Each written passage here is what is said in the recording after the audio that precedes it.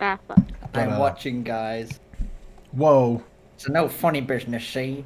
He's got his eye on you. I hear your own voice too, then. Because now, it looks like I'm getting 2 different inputs of audio. Oh.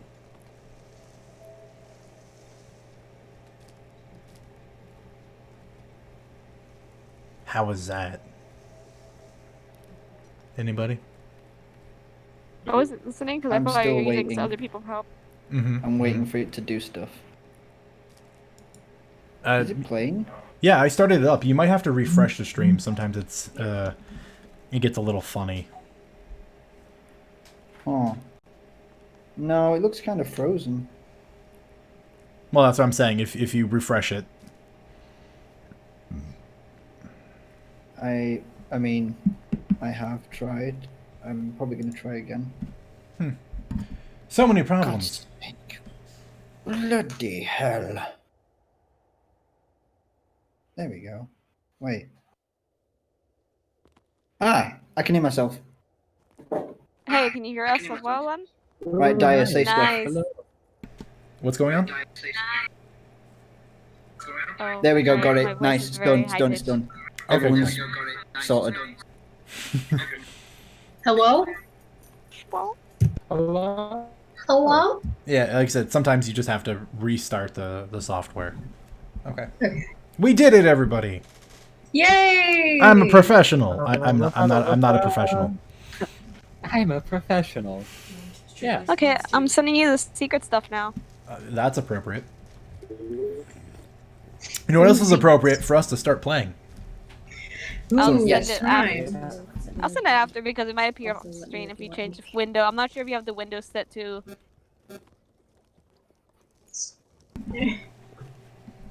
Okay. Well, hi everybody.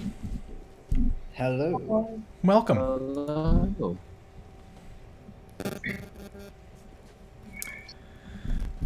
Well, I guess without any further ado, welcome back, everybody.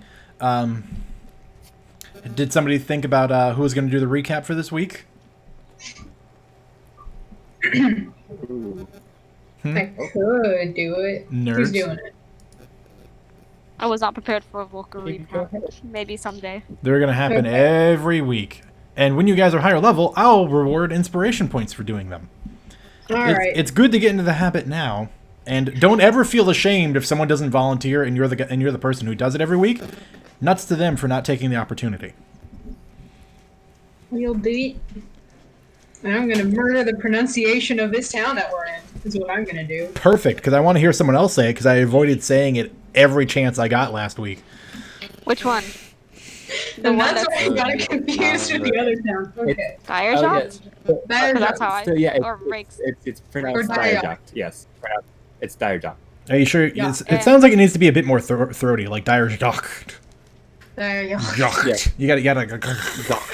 It's in Or the back of the dialect. throat. Okay. Okay. So, I'm gonna abbreviate the mini paragraphs I wrote for the one that I wrote. Perfect. Essentially, there was a camp of loggers that was brutally attacked by an unknown assailant and burned to the ground. In the wake of all of this, 3 people come to town that are of note. You've got Kenna, Nikolai, and Nikolai's sister, Krista.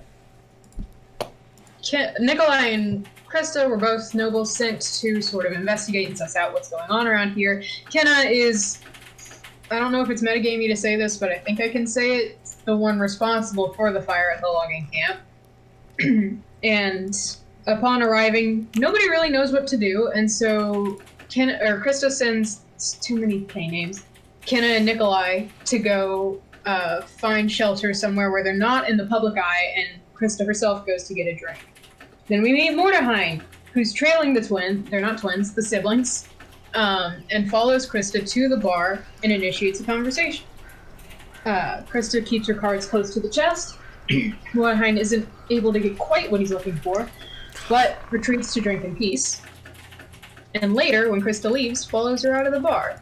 In the interim, we meet Gwen, who comes in, pays for a little bit of information, strikes up a conversation, gets herself hired, and eventually leaves with Krista to help her handle her quote-unquote situation that she and her brother are dealing with. That's when Mordheim follows them out. In the interim of all that, Nikolai and Kenna make their way to a safe house, a meeting hall next to City Hall, where they're supposed to be alone, but they meet a janitor of sorts, Ben. He doesn't say much, and they sit quietly for a while before Edgar busts down the door. Just a standard messenger guy, we think. At least I think. And promptly dies on the floor, but not before handing off an important satchel and a coded message to Nikolai. Later, Gwen, Krista, and by extension, Mordheim show up, try to help Edgar. He dies anyway. And this is where the things all get fuzzy. Lots of stuff happens at this point. Gwen goes to bury the body. Everyone else figures out that it's a bag of holding, not just a standard leather satchel. They turn it inside out and find a shiny silver orb, not horn on the orb, 50 platinum pieces, and find that when approaching the orb, it emits a cold aura and an oppressive presence, and decide, hey, we're just going to put it back in the bag. And they do! Eventually, Gwen comes back from burying a body. In the meantime, not Edelweiss.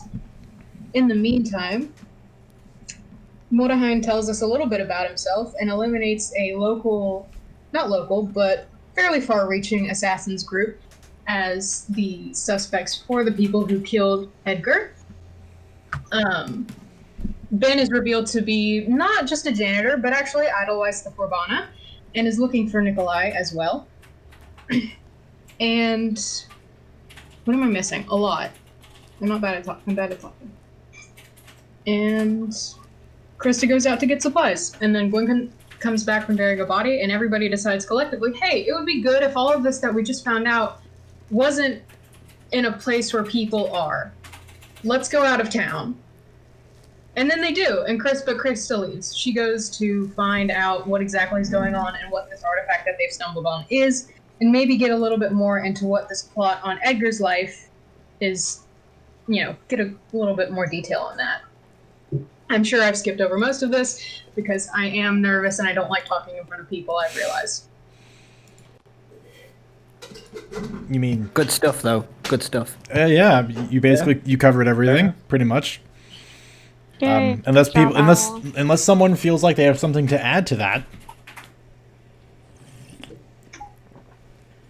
I mean, probably the most, a little bit of an important thing was a little bit of a throwdown that we had in the meeting hall between Edelweiss, Gwen, and Kenna, but was quickly resolved by just everyone stopping for a second and figuring out shit. So, As to getting things done. Turns out a body showing up in the middle of the floor really is a deal breaker. Or a deal maker. I was going to say, I think it really brings people together. There's nothing quite like a murder that brings, strangers together real close.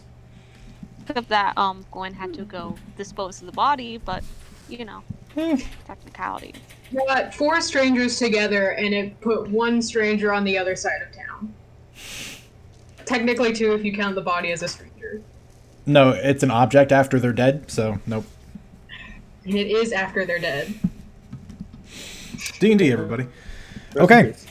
If no one else has anything to add to that, we will pick up where we left off, which was the group coming to a consensus and taking the advice of Nikolai's sister, Krista, to gather up all their belongings along with the belongings that she dropped off, which I sent a list to you guys. I believe there was a Google Doc that was put together for you guys to keep track of your inventory in the bag. Yes. And Nice. to begin the trek out of Dire Yacht? Is it hard T? Yeah. Yeah, but I think it's a hard T, right? No, whatever. It works. Yacht. To head westward towards an abandoned fortress, Stenmer, to get out of the public eye and to have a place that is relatively safe. I think something that was important that was overlooked in the recap of last week is that Nikolai also spent some time tapping into a strange and still perhaps misunderstood ability to take a glimpse into a possible future, in which he glimpsed into one of the darkest timelines, where the party is assailed during their hike up towards the fort by an enormous, raging, dire grizzly bear. And in the process, it mauled and looked like it severely harmed and or killed several of you. With that in mind, and with a little bit of discussion about what to do should that scenario come to pass, you begin heading westward into the frigid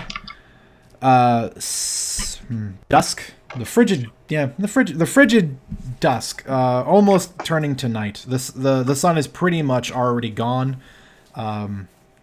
You've got. Am I getting my timeline right? Hang on. Who's the timekeeper? I know someone's got a time for me here.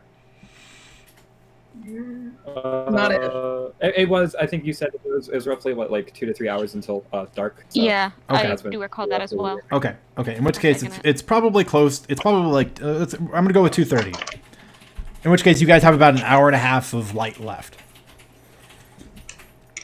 Although, granted, I don't actually have to guess, because I have a calendar that'll tell me exactly when the sun sets. Yeah, no, actually, I'm about on point. You guys have about an hour and a half of light left. Nice. And heading west out of the town with horse and goods and magical bag filled with you don't know what, you begin your trek into the wilderness to find this abandoned fort. The good news is, Nikolai, given that this is sort of your territory, while the fort's been in disrepair, it is a fort that has been left behind from civilization before Bellwind was established. But there is an old trail that leads up to it. You basically just have to find the trail and then follow it. Yeah, I will tell the group about it. Let's see. Especially Gwen, because she looks like the type that is probably a little bit more versed in traveling. See about and also kind of whole nature-y type to try and see if they can help me find it.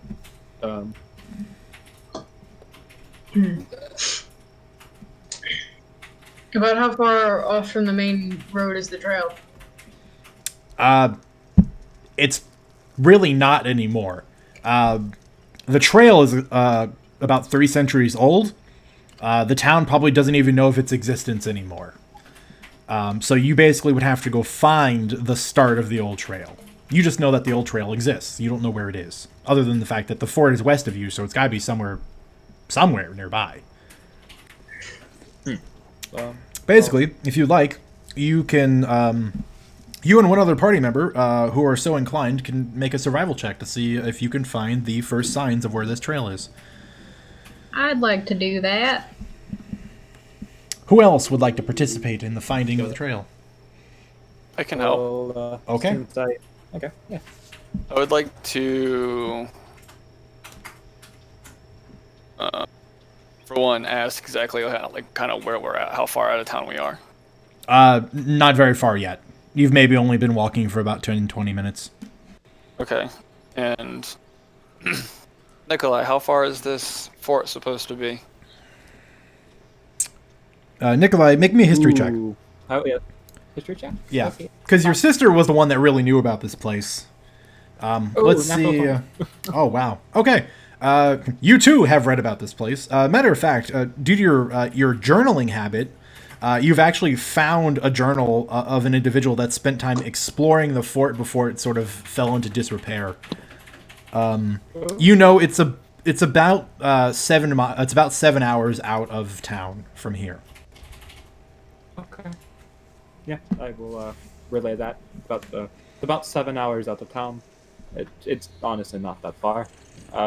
If we want to push through the night, we could probably make it. I would like to. Did say there was a very bear of unusual size hunting around these parts, didn't you? Yes, but it's 7. a little bit unwieldy of a power sometimes, and it is only one of a few possible things that could happen. But there is something there, and we do need to be on the lookout, especially if it is a dire bear. If we can get further away from town, since this fort is 7 hours or so away, that is not a small distance. No. And nightfall isn't. It's a bit dangerous in the winter. It'll get pretty frigid. And I'm not sure how many of you are adept at the night, so. I could hold my own, but Might be worth it to just press as far as we can down the road tonight at camp. Make sure we don't lose any toes to the cold. Pick up in the morning. Do we Dire, want to from Yes, Kenna? Dire, from where we're at, am I able to see the terrain before sundown? Like, is it nighttime yet, or is it just sunset? It's not nighttime yet. You still have some light. Would I be, since you said we're 20, 30 minutes out of town, would I be able to take a glance and see any change in terrain for elevation, or is it all, like, what do I see when I look out? Yeah, there is a gradual gradation, slowly going uphill. The hills, the outside of this town, it begins to start in a series of hills immediately west. It's quite rocky, and with some dense forestry. Eventually reaching the foot of the start of the mountain part of the mountain range here.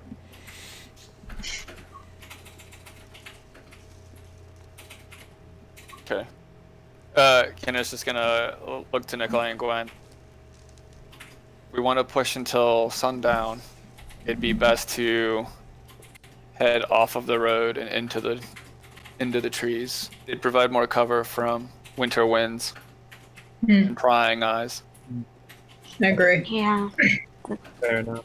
I agree. Does this head up the mountain to where I'm familiar with? Yeah, it's a bit more westerly, but it Okay. is the same mountain range. I don't know of this fort, but Well, actually, make me a history check, Kenna. Maybe you do have some vague knowledge of it. my bad. You've never been. Public. You've never been there, but you've heard members of your clan mention it before. Okay. Yeah, it's largely been abandoned. However, it is. Some people have mentioned from time to time over the course of the last century or so that individuals have been using it for whatever their needs are at the time. They've because of the need to not really ever be near it. They don't really figure out what's going on, but people have been seen using it from time to time. Okay. Also, we have. How are we riding? Because I have 2 horses. I know Gwen has a horse. So, do we want to ride out of town? Would riding increase the speed of travel at all? Reduce it from 7 hours to anything less, or is it a set? It will help in the beginning, but after a point, the terrain will become too difficult for the horses to really make the speed any better. But yeah, for the beginning part of the trip, you can reduce the travel time by probably about a third. Nice. So if you guys I want can to take figure someone out, on mine. yeah, who's riding with who, that will benefit you. But before you want to talk about that, I just want to address something real quick. Ryan has had to leave. He has some personal issues he has to go deal with.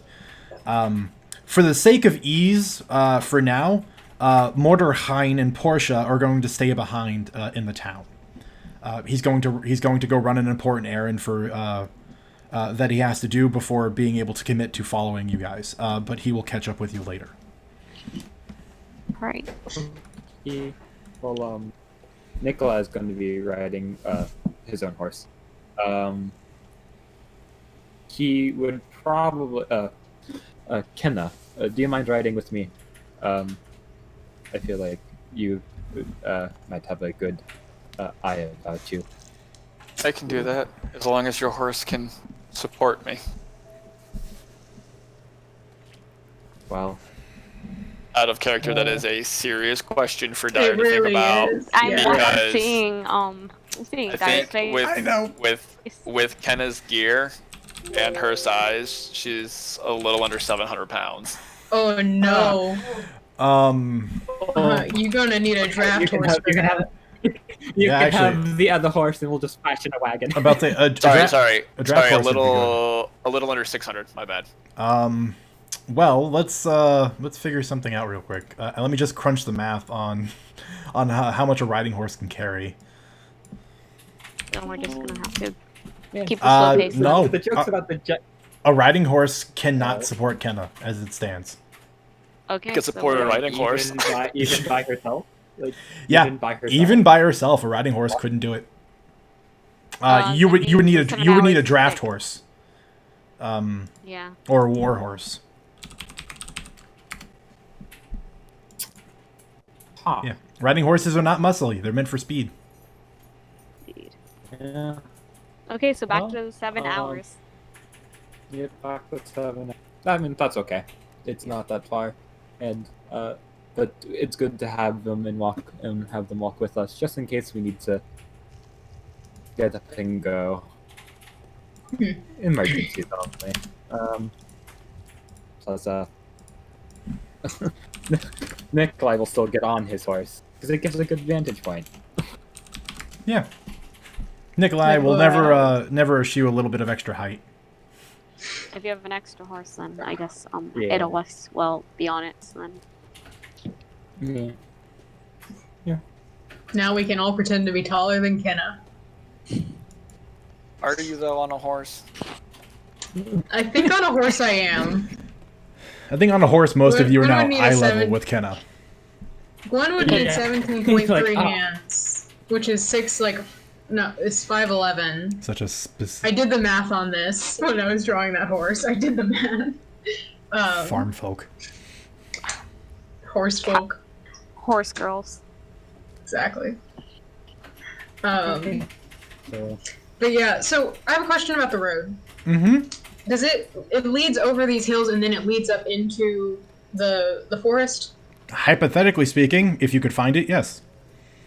Oh, but there is no road leading out of this town. We're just going No, out. there is no road heading westward because there is Okay. really nothing worthwhile westward for their road to be built for. Until they decide to build a logging camp in that direction, there is pretty much nothing out there other than Okay. just wildland for people to hunt. All right. it's a pretty wild area. About how far to the It's tree like- line is it? You guys probably you've got some sparse trees down here. It gets thick in about you'd probably think about another 40 minutes. Okay. I'm Yeah, I not. just. I was Sorry. just gonna say I'm not very versed in nature, especially wintry nature. But I imagine if unless there's trees, evergreen trees and trees such as that, that means there's no leaves, so we probably are able to see a little further than usual. It's a lot of alpine trees, Mm-hmm. so Is it here? they're gonna have needles. Yeah. Okay, I didn't know what kind of trees we were working with here. You're So. speaking to the expert. Yeah, it's mainly it depends what the trees were, basically. And Alright. yeah. Yeah, I mean, we'll push until sundown and then we camp for the night. Sounds like a plan. Well, if you're pushing till sundown, you guys have probably about another 60 minutes of travel. So we haven't had a long rest yet. No. Okay. In that case, Have a short rest.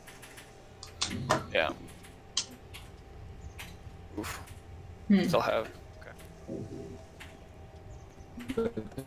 While we ride, Nikolai is very much keeping an eye out. He has been alerted to maybe something being here, and so he is not. He Yeah. is very much trying to look. Nikolai, Does you it- at least have the advantage that, according to your vision, you guys aren't attacked until you are in the thick of the woods. And as much as it can I be mean, believed, it would keep you safe for a period of time. But yes, of course, the future is ever changing and is never always 100% accurate. So, yeah, you have to wait and see. So being vigilant is wise. Looking around, do I see any sign of a large predator in the area? Such as a big old bear? You can make a survival check. Hopefully. Been waiting for one of these for a while. Because Ooh. the direction. Hey, nice. Y'all getting out of Goodbye. hand. Kenna, roll me a survival check too. These were supposed to be like the first ones that happened anyway. All right, good. So first and foremost, after you guys have traveled away from the town for quite a bit, where they've done some clearing in and around the town itself for a future expansion. You guys, after traveling for about a half hour to 40 minutes or so, do find the signs of what looks to be an old trail, which really, the trail is pretty much completely gone. You actually find an old way marker that denotes where the trail is supposed to go and what it is. It's unusual because it's this pyramidal-shaped, smooth-faced piece of stone that is completely overgrown by moss and covered in snow and just various pieces of debris from just the natural environment. It was hard to find, but you actually find it because the smoothness of it is what stands out, and your sharp eyes can catch it. And when you sort of find it, the marker itself, you can see roughly where this road used to be. And it gives you a proper heading to follow. You think that as you continue walking, you'll find more of these waystones, and they'll be a good guiding point for you. In your current position, both of you don't really find much in the way to indicate that there is something stalking in the area, a predator stalking in the area where you're currently at. Nothing that isn't unusual. There are a couple of signs of a pack of wolves that sort of cursorily skirt the edges of the village, but it doesn't look like they ever go any closer to it than where they're currently at. They tend to just move around, and that's what the tracks would indicate. Otherwise, you don't see anything that would be too threatening to you. Alright. Top. I Kenna will also. Kenna just addresses. Gwen, is it? Yeah. Can I We're help you? If we're to be so worried of this large bear, it shouldn't be a problem till we're further till we're higher up. If it's the size that she looks to Nikolai thinks it is, it wouldn't have prey big enough to sustain it this low. I figured, but it never hurts to be careful. Appreciate Life it. is though. weird sometimes. Weird things can happen. So Yeah, it's always good. Careful. something might have forced it out if it was desperate, but And I would be I'm pretty adamant about avoiding the situation I saw. Would That be would not too. be pretty. This is as we're walking. Yep, of course. Yeah, I always treat it as you guys are Yeah. constantly moving, unless I'm told otherwise. If this is the fort that I think might have been rumored about, it's possible that it's in use. Not by a lot. Maybe not at all. who might occupy it? No Are you idea. gonna cause trouble? But when I was younger, I heard about a fort that would have people randomly using it, sparingly and in small amounts. Well, this is, as far as I'm aware, the only fort in the area. DM, Yeah. in that journal that Nikolai managed to procure, did it entail anything about that? About people using it besides, of course, the author themselves, but anything like... You know, because you rolled such a banging history check, I'll give you some more on that.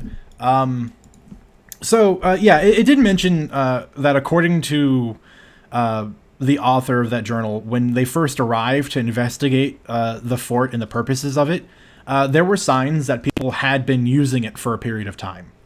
But when he arrived, there was no one there. He could just say that there were pieces of furniture or old crates that didn't belong to the people that inhabited the fort. For the record, this is an ancient dwarven fortress.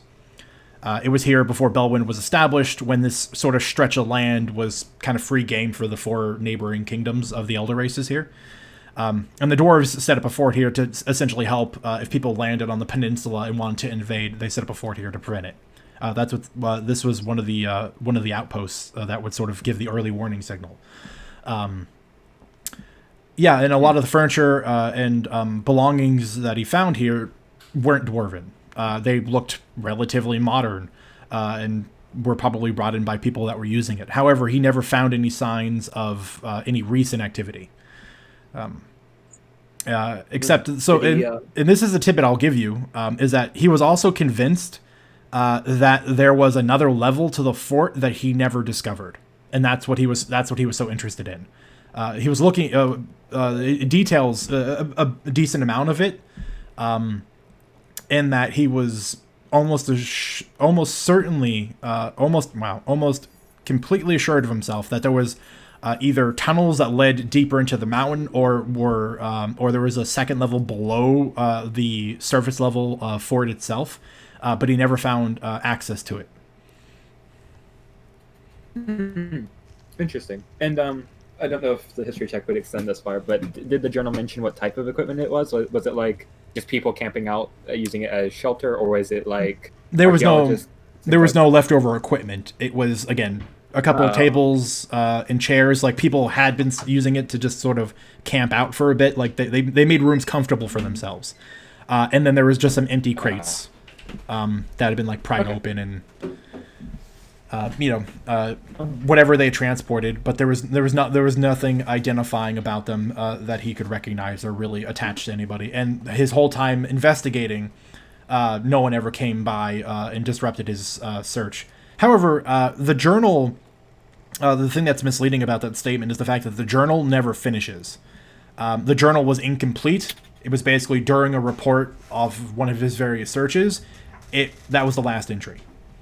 So it looks like something befell this man, and no one knows what. They just found the journal. Ken, I have heard of people using this fort before. I don't know in what way, but yeah. So there is a chance that people may be there, but I don't know. I haven't heard of anyone using it recently. There is something interesting though. The way I acquired this information was a journal. An author was doing a report on it, investigating this area, and specifically the fortress, and that was his last entry. It wasn't incomplete. So if the author may have died, or something may have happened to them inside the fort or around the area, I am unsure. But he also talks about another layer to the fort, so maybe people are trying to find it. I am unsure, but it's like an area that goes deeper into the mountains. I mean, it would make sense for a fortress, but I don't know. At this point, I'm just trying to remember everything I can. Haven't read that journal in a while.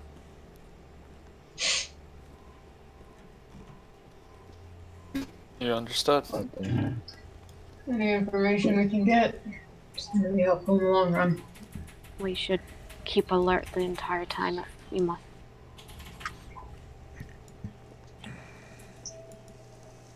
Jenna, do you have people in these woods? Not this low, no. And I wouldn't know even if they were. And she just kind of keeps on walking. All right. Can we expect trouble from him? Trouble from my people? She just nods. No, if they were here, they wouldn't give us trouble. Good to know. Just glances at the soot on your clothes and. We probably wouldn't find them. Kind of. Just how the way of life is. I understand. As we're walking, about how far, like when we find this trail, how far kind of do we make our way up it, like the old forgotten trail? Because you said it's a trail, not a road, right? So it's pretty like thin, usually just like foot or horse traveled, not really like a cart buggy type of thing. Maybe once upon a time it was, but again, it's been hundreds of years since it was maintained. Are there like trees and vegetation all growing through it then? Yeah. Like I said, there was no obvious signs that this is here until you guys actually sort of looked at it and figured out where there would have been Out the way markers. a trail at one point.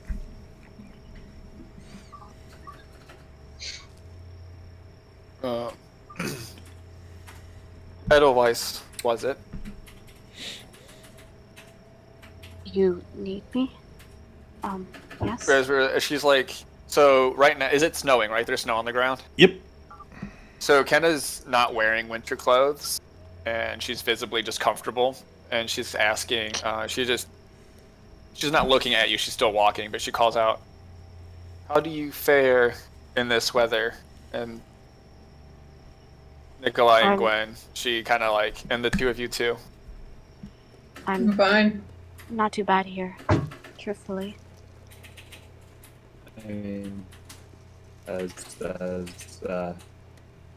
I've been up here maybe once or twice, I can deal with it. That's why we have these, and he pulls out the cold weather gear.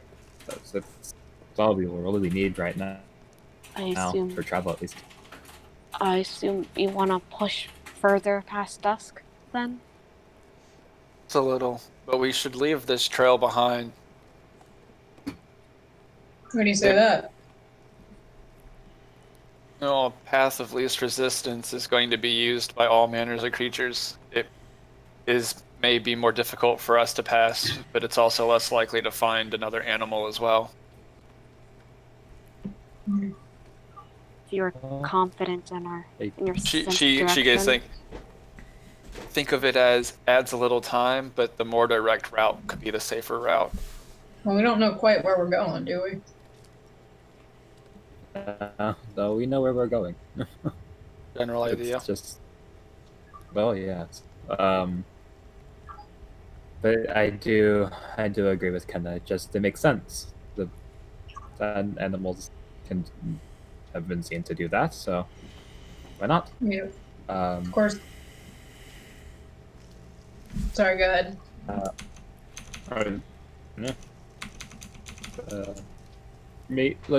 I'd say let's stay on the path for a little bit longer, and then when we get a decent way into the woods, divert. As you wish. Keep on going. Okay. You know, again, good habits formed. I like these. How about here? I'm gonna just decide this via dice. Nope, awkward. Okay, there we go. Gwen, if you'd be so kind, roll me a D100. We're gonna see what the weather is looking like. Yeah.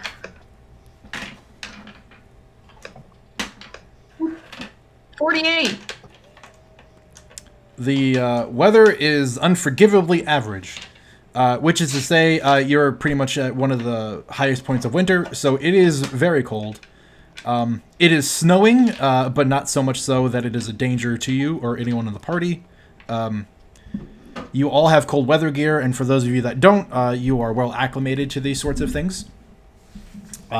So you all will be fine while you travel. Out of character, I have a question. Sure. The path is supposed to lead to the fort. Correct. We don't know where exactly the fort is except for west. Correct. Why is it a good idea to split off the path, y'all? Because animals can Because- take. I the did way say the way paths are built are usually like the easiest way to build something, not the most direct way to a place. I know, I get you. But, So like, that's we don't why know where the she's- end point is. that's why I said as long as we know where we're going, it's fine. Mhm. I mean, we can probably step off the trail. I mean, I but would at definitely least say, keep it- yeah, keep step it- off the trail to camp, but... I don't know. Question about division. Was it on a trail like this? Like, was it on this trail, or was it like This this general? when the fort was in use, this trail was built specifically for the fort. I'm talking about the vision. The like. Well, from there's what Nikolai could see. Like, the same thing was- as we have to was- remember is there's actually not a trail anymore. Yes, there is no trail anymore. Yeah, It's just way markers that we've like randomly found on a tree. Like there is no actual trail. I know, but, like, those are still a better indicator of where we're going than...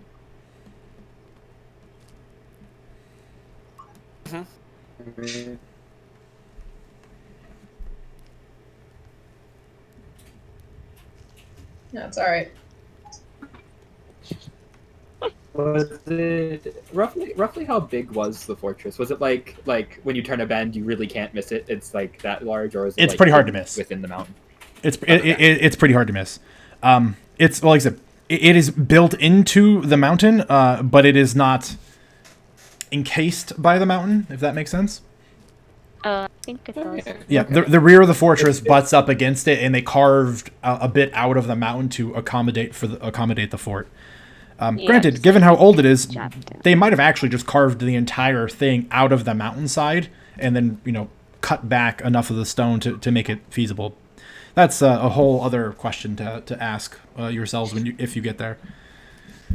If If and when. If It's always if. I mean, it's what the party is most comfortable doing. If you want to stay on the path, we can stay on the path. Through consensus.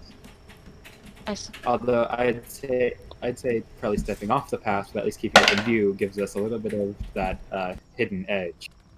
Well, there isn't Of any much to view.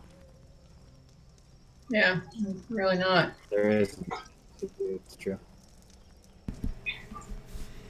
How consistently have we been able to find these markers? Are they like a pretty, like every 400 feet you see like a cairn or something carved onto a tree, or is it like you might see one and then go a quarter of a mile and not see anything? So far, given both you and Kenna's survival checks, you're finding again they're square pyramids. Is that a thing? Square base pyramids. Yeah, it's the exact thing. So yes, they're square-based pyramids, but they're flat on the top. They're these perfectly smooth stone square-based pyramids that are more or less been consumed by nature. They are very hard to see, but with both of your checks, you guys managed to find over the course of your hours walking or so 3 of them, and they're guiding you along a general path. If your eyes stay as sharp as they are, which it is getting darker, so it will be a bit more challenging, they are consistent.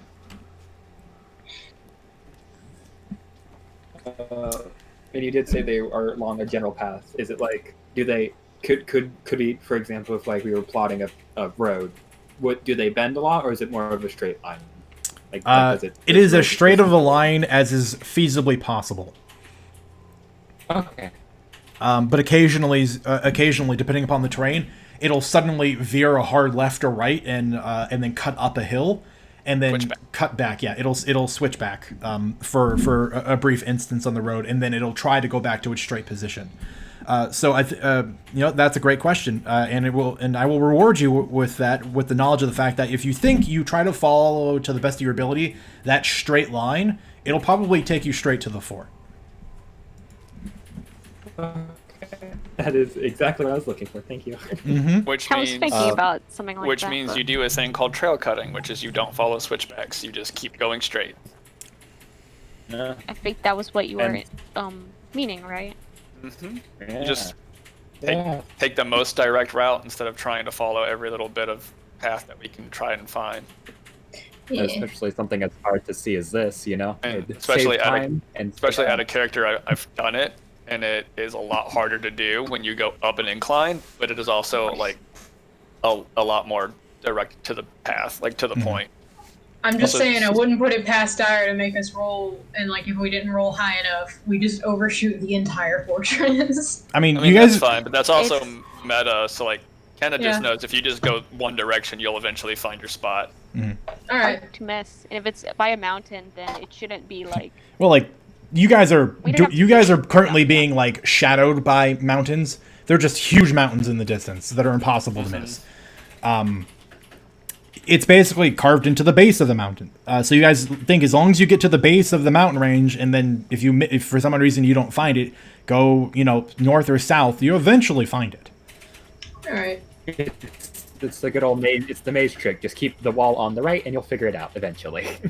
You guys are smart enough. You guys can handle this, right? Okay. Back So- to character. In So character let's then? just, yeah.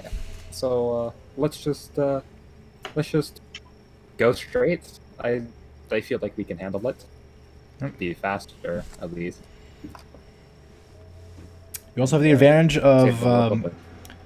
the reason why you think the original road was really built, and why Kenna's advice is great advice, is the fact that the switchbacks are made to accommodate larger vehicles such as wagons and carts bringing supplies to a fort. Whereas you guys are on foot, you have the advantage that you don't have such heavy laden things that couldn't survive going pretty much up and over most things. Did we not agree to ride on horses, or? Well, horses can we- probably at do this it. point, I don't think we can. I don't think we can. It's too rough, so we can just walk with them. But they can handle what we can handle. Yeah. Pretty much. Well, again, and remember, hundreds of years of neglect. So what were once upon a time, what would have been a nice, clean switchback for a road is now more or less just a lumpy hill. Right? Like, the horses can handle most of this. So it only takes 40 years for an actual built road to be reclaimed by nature with a whole tree. Heads up. Yep, that's what I'm Just saying. one?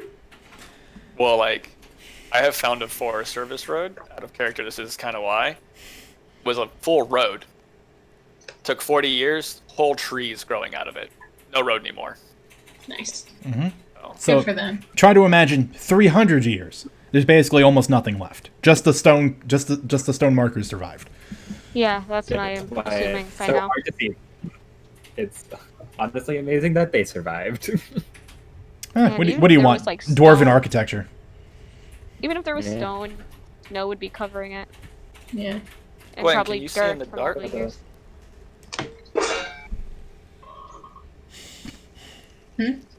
Kind of just turns. Are you able to see in the dark?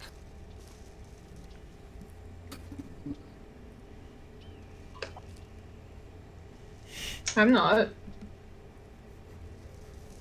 Is anybody able to see in the dark?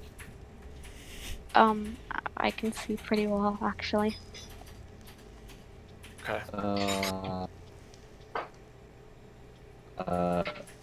Stay with me on this. I sort of can. It's like feeling it out. Wouldn't be the strangest thing to happen tonight. I can see a fair distance as Yeah. well, so I could help a bit, but I'm not one for catching things. So bear with me. Well, maybe, what'd you say? Like 10 minutes into the darkness and then we camp? Shouldn't be too bad. Shouldn't be. I'm willing to go as long as y'all are comfortable. Yeah. I would prefer to do this by day. The light would be way nicer than trying to trailblaze in the dark. It also What's- gets quite cold. Even if you have the gear, the night, the temperature plummets. Let's cut off the trail, find a place to camp, and sit down. Yes, as Nikolai sort of like gets a coat and just sort of slowly wraps himself deeper in it. Like, yes, it does get cold. Okay. So, how much longer are you guys going to travel? 30 minutes after dark? I mean, I'd say safe 10, but 30. Okay, yeah. However long it takes to find a good spot to, like, sit down. Well, if you want to find a good campsite, again, let's give me some survival checks. 2 people. Whoever you think is best equipped to do it. What? Oh, Oh, no. It's the darkness, man. Well, it takes you guys a little bit longer than you would have liked, an extra 10 minutes. So it's a bit past 5 now.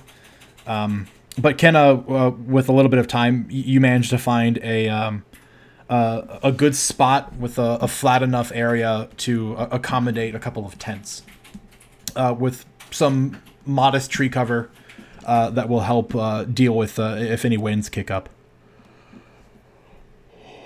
Pardon me. I'd be able to, when we find our camp, kind of just like, basically just kind of like drops her pack into the snow, takes a deep breath. I would like to basically grab out my shovel and start clearing snow out of the way to make a fire. Okay. Yep. I will. Take you a little bit of time, but you can do it. Gwen. I'm gonna try to I'm just gonna tend to the horses, and whenever that's done, go gather firewood. Try to get a feel while I'm out there what sort of animals have been around the area. Okay. Nikolai will ask. I'm going to be sleeping in a tent. Who wants tents? Because I don't know. Kind of seems like the type that would sleep in the snow. She wholeheartedly plans on making like a little igloo type thing. We do need cover from the I do wind. So, I mean, I guess while they're doing that, otherwise, do you want to set up tents? Yes. Me. Just a moment. I want to cast Druidcraft and see how it's looking around here. For the weather tomorrow? It's Druidcraft. What? It's an hour ahead, right?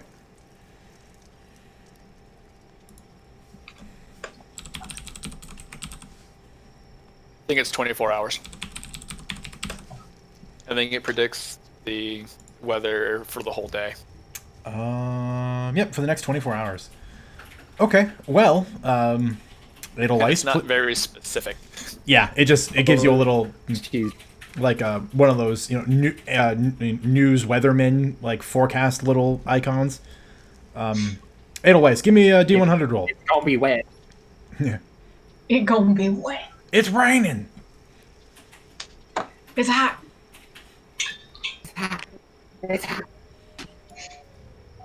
Oh, I think their internet may be. Oh, they're back. Hello. Until such a time, I will drop the dice and we'll figure out what they say.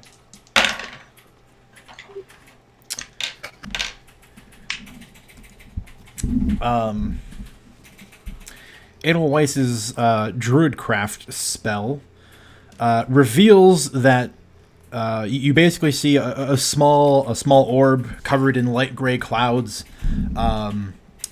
giving off a gentle amount of snowfall. It looks like the weather will remain about what it is fair tomorrow. Okay. Alright. While they do that, Nikolai will start on the tent. Gwen, do you want to? I mean, they are 2-person tents, so we can have 2 per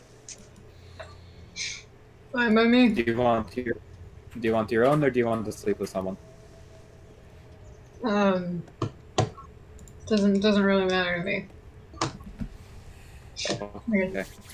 Cut the effort. I'll just check up with one of y'all. They are back. Okay. Nikolai is going to go set up a tent. Kenna is doing some digging and some arranging of the campsite. Given you guys have a little bit of time, how much time? This is more for Kenna. Kenna, how much time would you like to spend doing this? Depends on how much snow is on the ground, how deep the snow is. But clearing about about a 10-foot by 10-foot area of snow all the way down to dirt, and then the snow is being piled up in like a wall form that would keep a campfire and her laying in the dirt out of the wind, and the fire would heat the ground. Mm-hmm. So Okay. however long it takes to do that, so Okay. probably about an hour or so. Yeah. If not a little, if that's just being like slow and tedious, if it's being quick, a little quicker. Yeah. Yeah, it's good. If you're willing to take some time, I won't even ask for a check. You can just accomplish it. Fire. Can I Yes. hit back at that druid craft? Which Yes. I'm not sure if You did. What will happen in the next 24 hours for weather is that it will remain fair weather but lightly snowy. Basically what you guys have experienced today. Yeah, I'll just report it as like, the weather will continue being quite, pleasant. As it's been today. Good. Gwen, you're gonna go fetch some firewood? Yeah, I'm gonna spend a little bit of time looking for firewood and trying Sure. to see what aminals are around here. All right. Survival check. Okay. 17. Not bad. You managed to secure a moderate amount of firewood, enough to build a decent fire, and a good amount to supply with fuel for a couple of hours. Someone over the night will probably have to go fetch some more wood, however. You do not find much in the way of signs of anything scary lurking about, but there are obvious signs of hares and foxes that have inhabited the area and sort of have scampered around, left tracks. Okay. Nothing scary that you've noticed. All right. No, like deer or anything about that size. Yeah, I mean, you've probably found a couple of signs of a couple of deer out and about. All right. Yeah, when I come back with the firewood, I'm gonna just say, I'm imagining we're gonna set up a watch schedule, so just, I'm gonna try to be on the one for about when this all runs out. She just gestures to the wood that she's setting down. So I can head out and grab some more. In that case, I'll take that one with you. Having more people up at that time doesn't seem the worst. Take first watch. I'm not very tired right now.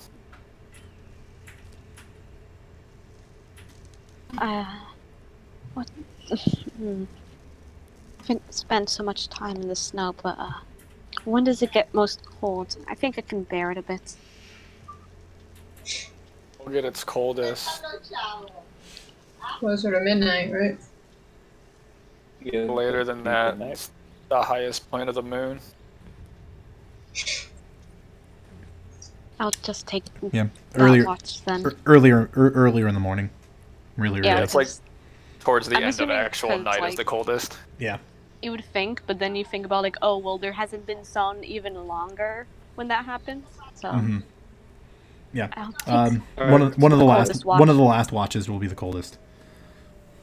I guess I'll take, actually, in that case, second watch, but have it made, because I'm assuming like the fire will go on third watch or so.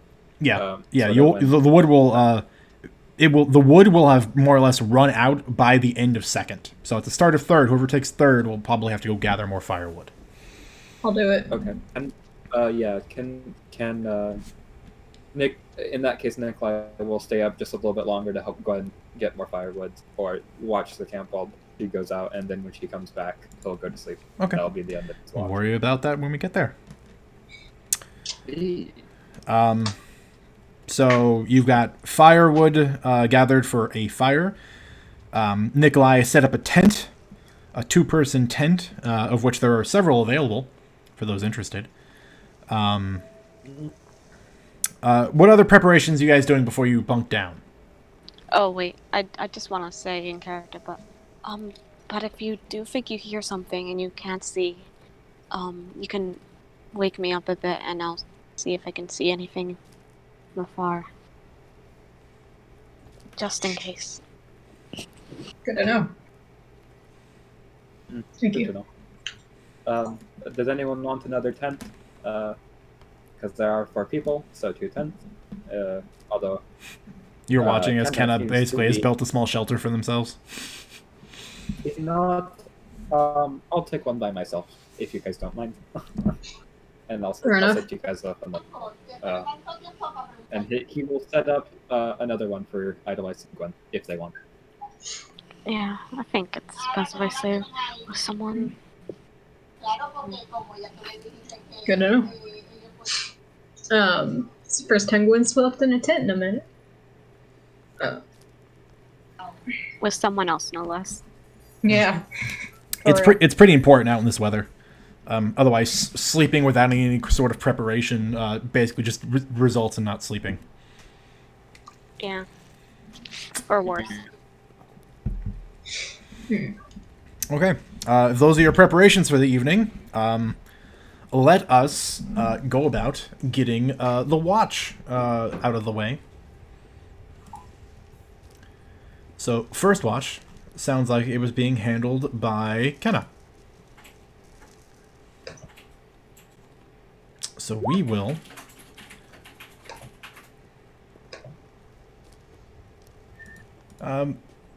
the sun has set. The light is all but gone from the day. The weather is fair. A bit of wind, but nothing too harsh. A gentle snowfall. But nothing that is threatening, especially from what you're used to. If you'd be so kind, please make me a perception check as you stay up for this stint and watch over the land. Before I roll real quick, she'll tend to the fire as like putting a piece in here and there. Yep. But to not run through the firewood as long. Double checking. Kenna's gonna like take a glance around and look around and see if the rest of them are sleeping, or at least without out of sight. Okay. Yeah, your perception check will cover this. Okay, I'll roll it then and tell you what I was doing. Yeah, because they're all intense, so... Okay, gotcha. So being the one outside, to not run through the firewood, she's just going to use control flames to keep the fire going. Okay. Yeah, it will extend the life of the fire a moderate amount.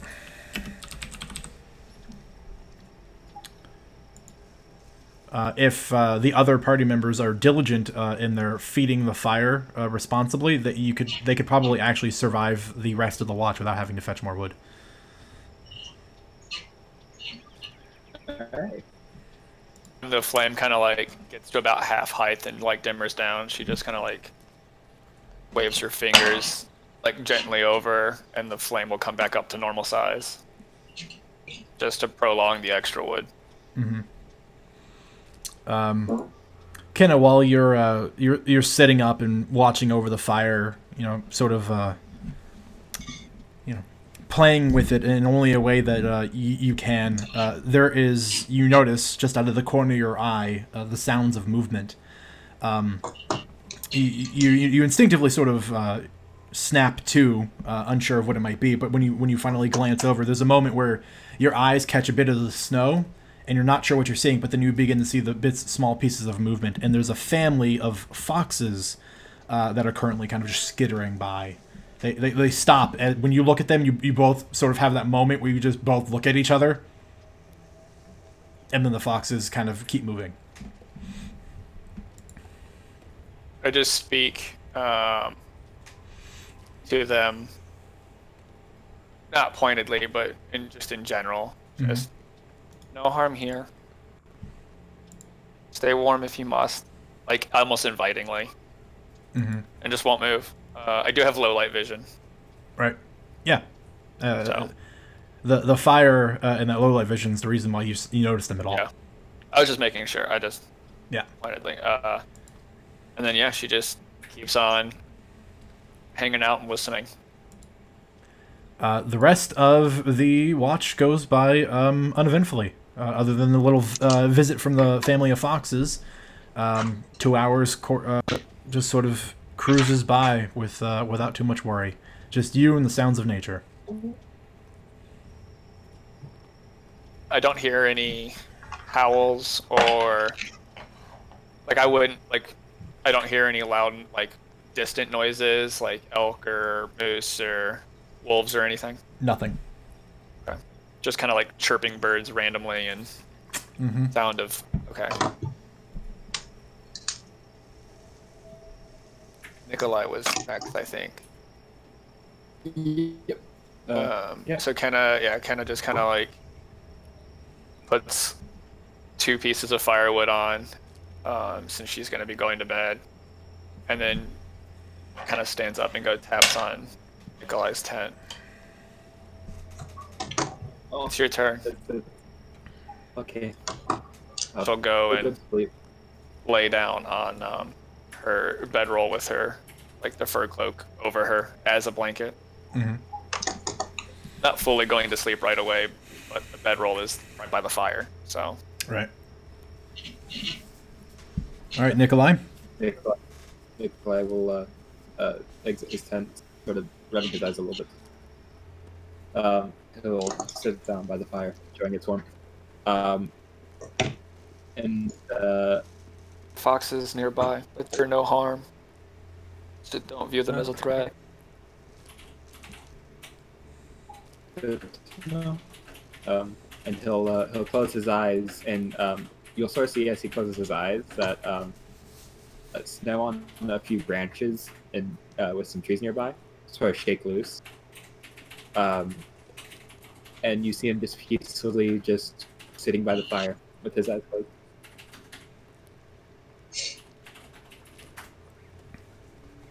Okay. Nikolai, please make me a perception check. Yes. Pop. Hey. You perceive everything. Your 2 hours of watch is mostly uneventful, except after about 90 minutes or so, you notice that there's been a very gentle snowfall. Again, so little that it's pretty negligible. After about 90 minutes or so, it picks up a bit, to the point that it's just much more consistent. So it goes, if it were raining, it goes from a light drizzle to an actual rainfall. So it's actually just snowing more regularly now. He'll bundle up in his coat a little bit more and sort of just mutter under his breath, Why did you have to get me into this? Okay. All right. Your watch goes by uneventful. Other than it being chilly. He'll look at the fire, see that's going surprisingly well for. Yeah, there's a good amount of wood left. It looks like Kenna might have gathered some on her watch. Nice. He'll be like, okay. Well, he'll go over to his tent entrance and lightly tap on Gwen's head with his telekinetic hands. So I just feel a bonk, bonk, bonk. Yeah, tap, tap, tap. You do hear inside the tent. She does start awake. Yeah. Like there's a pretty sudden surprisingly though. sitting up. You don't see Nikolai, and the tent entrance isn't open. makes her way out. You do hear from the outside, it's your watch now. The fire's going pretty well. I think Kenna helped it along pretty nicely, so gathered some more wood. Good to I'm know. going to go to sleep now. As Kenna told me, there's a pack of foxes nearby. Not correct, but pretty uneventful. Have a good watch. And he'll Like go what? into his tent, close it, go to sleep. After you'll probably hear a little bit of scratching of writing, and then a book close and him go to sleep. I'm gonna sit by the fire. Okay. And, That moment when everyone's watch is like 5 feet away from Kenna sleeping. Yeah. Insight check. Can I watch something? No. I'm just vibing. There's going to be a portion of the watch. She's looking, but she's also, her eyes aren't as good as some of her other senses, so she is listening pretty intently too to what's going on around her throughout most of her watch, and smelling a little bit. All right. Perception check. Perception. Is it at advantage or is it just straight? An advantage, please. Okay. 13. Okay. Gwen, as you are keeping an eye, ear, and nose out for anything unusual, it actually isn't very long. It's probably about 20 minutes into the watch that you do hear something nearby. And it sounds like it's coming from, like, inside Nikolai's tent. It sounds like somebody rummaging. I don't smell anything? Not immediately, no. I'm gonna, like, reach over and tap Kenneth's foot and, like, go, like, hold my finger up to my lips, just like, shh. Try to get her to wake up. Kenna's actually a really light sleeper from Yeah. just, environment. And you see her eyes open and she nods, and then she moves her cloak and there's a hand axe in her hand already. Yeah. And I'm gonna just sort of Not her big axe, but this like a normal. I mean, I guess her hand axe would be like a A battle normal axe or axe, something. yeah. Yeah. And I'm just gonna creep over to the tent and look inside. Pull back the flap and look in quietly. When you get closer, Gwen, is when you notice a scent. And it smells animalistic.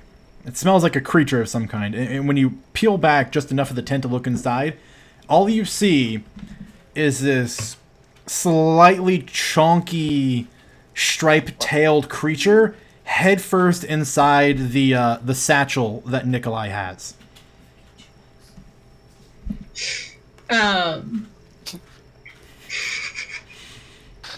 Yo, fat chipmunk stealing your shit, bro.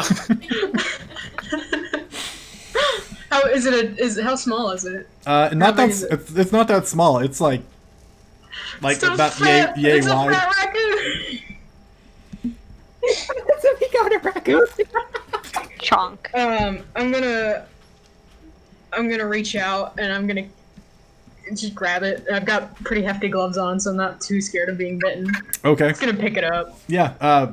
You grab it from the backside and you sort of just hang it up in midair. And when you pull it out, it's got like an armful of like 2 or 3 rations, and it's just it's like gnawing on the top of one, and it's just looking at you upside down, still eating. Is it actually a raccoon? Yeah. Do I notice? Okay. It's a fat raccoon. Do I notice this commotion or like wake up to this commotion? Or do I stay asleep? You're probably getting like She's little trying to- ration crumbs on the top of your head as he's just gnawing away on this, and Gwen's just looking at him. I look over at Kenna. Just throw him to the snow. Let him have the food. Yeet.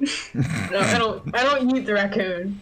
Now they bounce back pretty well. He's chunky. Aren't Yeah. raccoons one of those animals that can survive terminal velocity, or is it just Yeah. squirrels? No, raccoons. Oh, nice. That's an interesting fun fact. bounces like a bouncy ball. Bounces what like was a bouncy that? ball into the snow. Just pulling. What was that, Dyer? I said that's an interesting fun fact. You didn't know that? Yeah, raccoons No. can fall like 3-4 stories at terminal velocity and just bounce off the ground Huh. Oh and my like run away. Like they'll get up and run. Boing. Yeah. There's videos of them on YouTube. It's crazy. Either way, back to the game. Mm-hmm. I'm just Alright. gonna take the raccoon. I'm just gonna carry it out of camp a ways and like release it at least 100 yards or so. Okay. Come back. Yeah. Be gone. When you set him down, he just sort of like reels back onto two legs because he's got an armful of the rations in one arm. Just kind of looks at you, and then just sort of begins like limping off with the food under one arm. The cat's like the raccoon stealing the cat food. Yeah. How many Yeah. rations did he make off with? 3? 3. I wonder how many. Okay. Gotta We keep have like track of these. 25 in the bag. It's fine. Oh, It's just okay. Nikolai's fancy noble rations is all. God damn. So No, took it- half my rations. They're not that fancy, but No, they're really not. gourmet They're really not. gourmet to a raccoon though. Gourmet to a raccoon. And she's just gonna come back and just be like, Gourmet. just sort of wave Kenna off. Isn't everything gourmet to a raccoon though?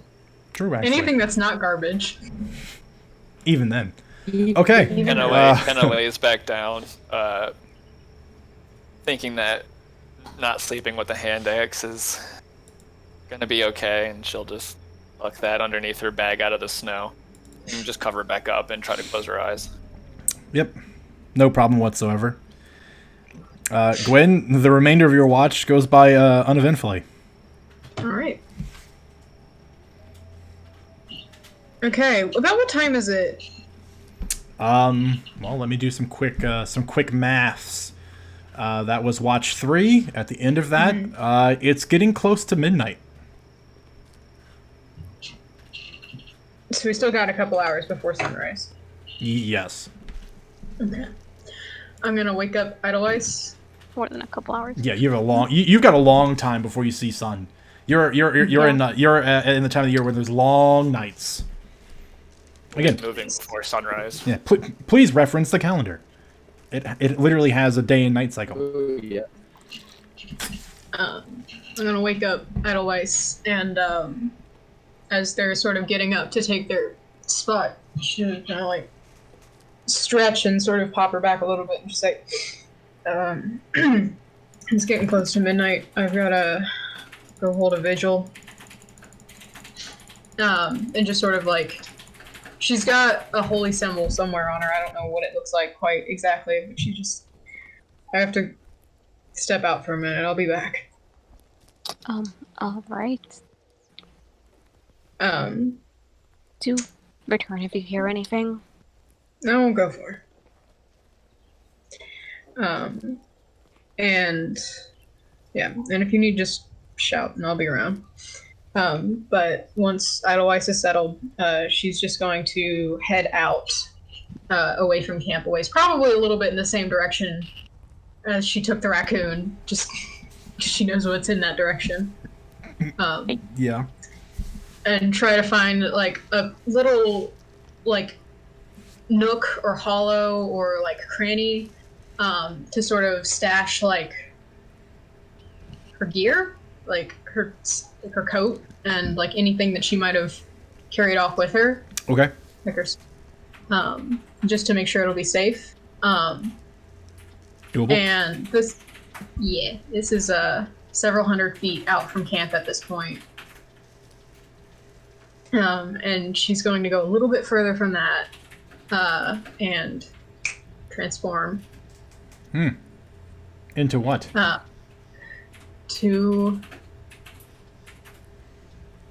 Into Yeah. a hybrid. But you have options now. I do have options now. You do have options now.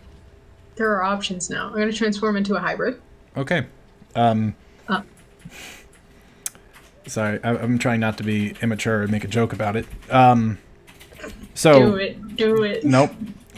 You said it. So You- Gwen, after venturing quite a ways off from camp, out of sight of everybody, more or less stows all of their gear, and then in a bone-cracking, skin-tearing transformation, becomes a half-human, half-wolf hybrid, aka a werewolf. And I am going to keep.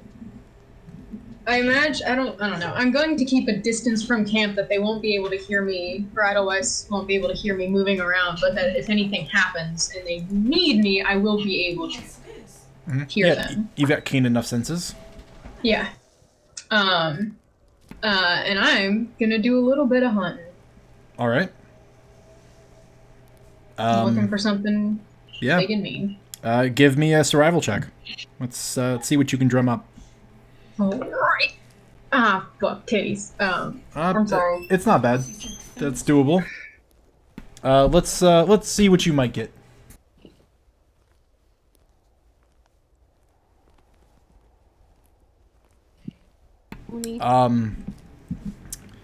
You during your time out and about, find yourself. It's not super threatening. You stumble across a large, very hefty, like 6-point buck. It looks like it'll make a pretty fine meal, if nothing else. What? Do I think it'll do me?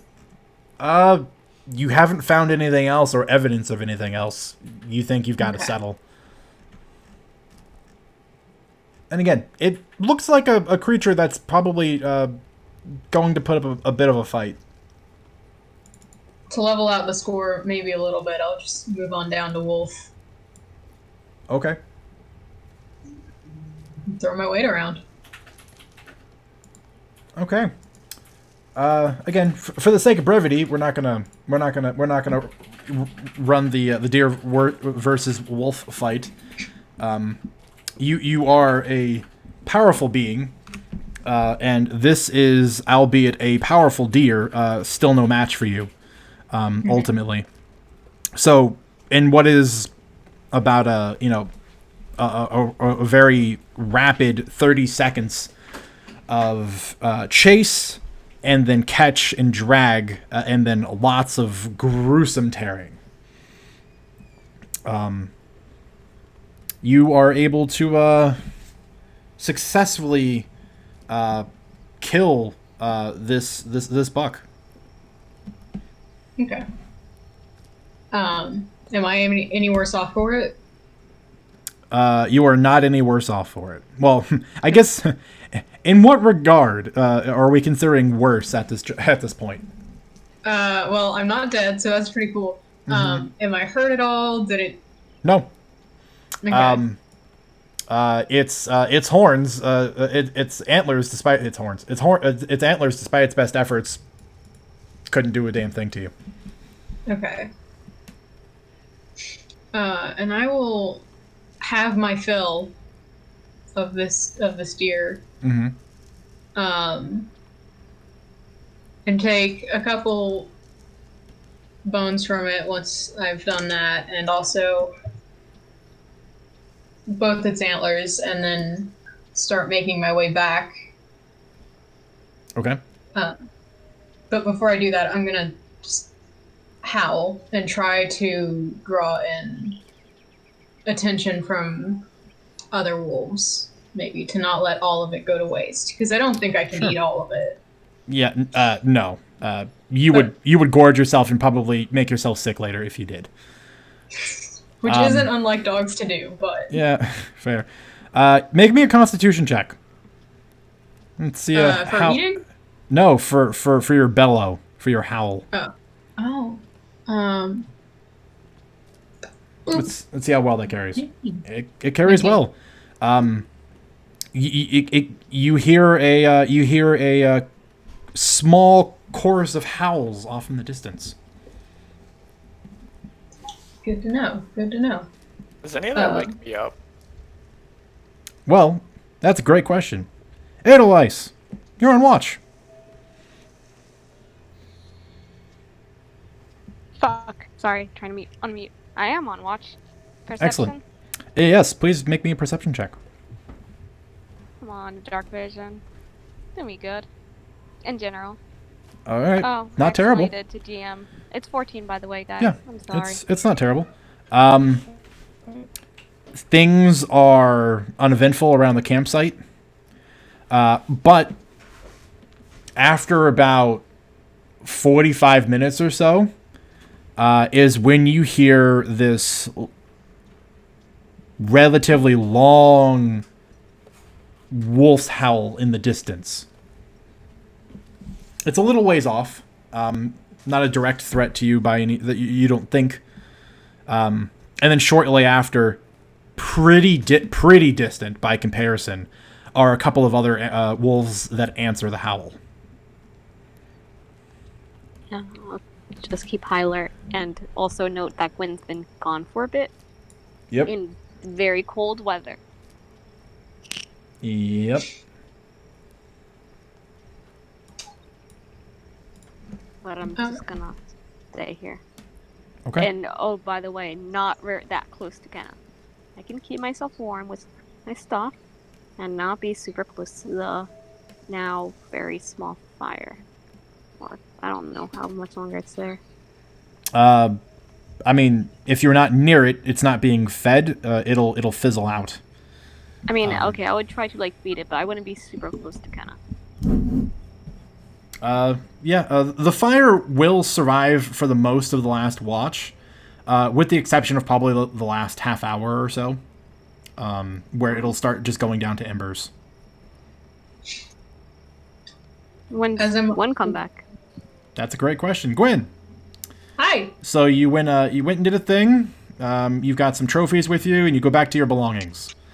I go back to my belongings. Yeah. Is there a raccoon in my belongings? You know what? Roll me a d20. Oh god. It's the same one. A 12.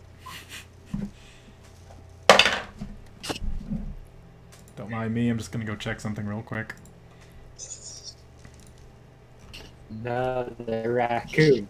No, the The raccoon. raccoon is the BBEG. You go back to your pack, and the first thing you immediately notice is that there is a trail of prints that lead to your pack and lead away. It looks like definitely something visited you and then left. I check my inventory. What did I lose? What did he steal? Okay. You go through it, and you find your herbalism kit has been ransacked. No. Because he took tools, or he just took like supplies. Took Herbs. a bunch of herbs. Yeah. Damn it. A lesson has been learned today. A blood feud has been forged. Candle will not allow that. You always bear proof and wildlife proof your items before you leave camp. Okay. No, Why'd I'm you just didn't going. take them when you left camp? That's a real question. Honestly, it was just. I wasn't intending to, but if it is what it is at this point. So I'm just going to sort of stow what I found, and I'm already back in human form, but just for good measure, use the snow to clean the blood off of me, and get myself looking about the way that I did before I left, and pick up a little bit of extra firewood as I come back. Okay. How are you stowing the antlers? They're not exactly a simple thing to hide in your pack, unless you spent the time breaking them down into bits. No. I've got that big old coat, though. So, hypothetically, I could just sort of hook them onto the back of my belt. I mean, yeah, but people are going to notice that you got a lot of junk in your trunk at that point.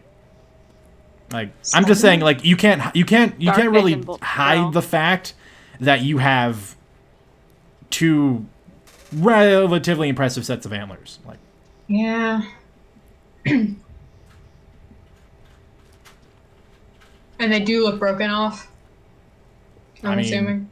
I'm assuming that's what you did. You didn't have any Yeah. equipment with you, so you had to brute force them. Yeah.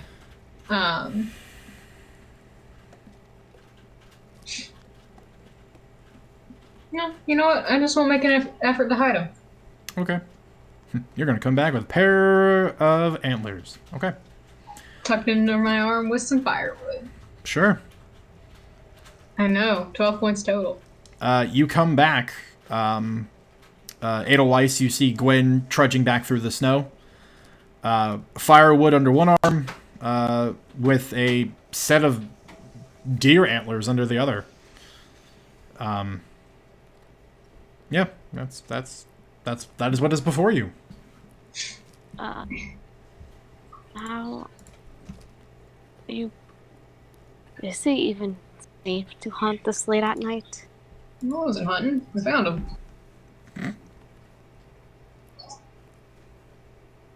What would I go hunting with? A Insight. sword?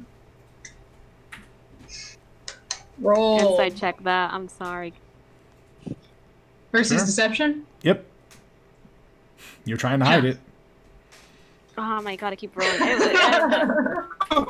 God damn. Apparently, just found some antlers. Just out in the wilderness where they grow. They do drop sometime, mind you. It's a thing. Yeah. Be careful. It's not safe. So late at night. Thank you. How'd your watch go? Pretty uneventful. Some wolves in the distance, but I'm sure you heard them too. Yeah. They sound pretty far off, though. Indeed. I'm gonna head in. Good luck on the rest of your watch. Of course. And she just sort of makes her way into the tent and goes to sleep. Okay. It is officially the next day. Before everyone gets up, I would like everyone to roll for me a set of D100 dice, except Nikolai. Oh. Because Nikolai peered into the future and ate up his. That's a like. Said a set of D100s, so Yeah, two? just a D100. Oh. That, yeah. Alright. I realize how that could be misconstrued. Not the best numbers. Not the worst numbers either. Yeah, I mean, we're really just looking for swingy numbers here, is what it comes down to. Oh boy, can I swing.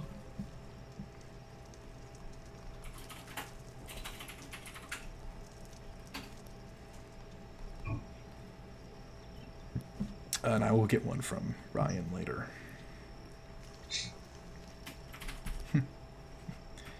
Yeah, you all have different first letters.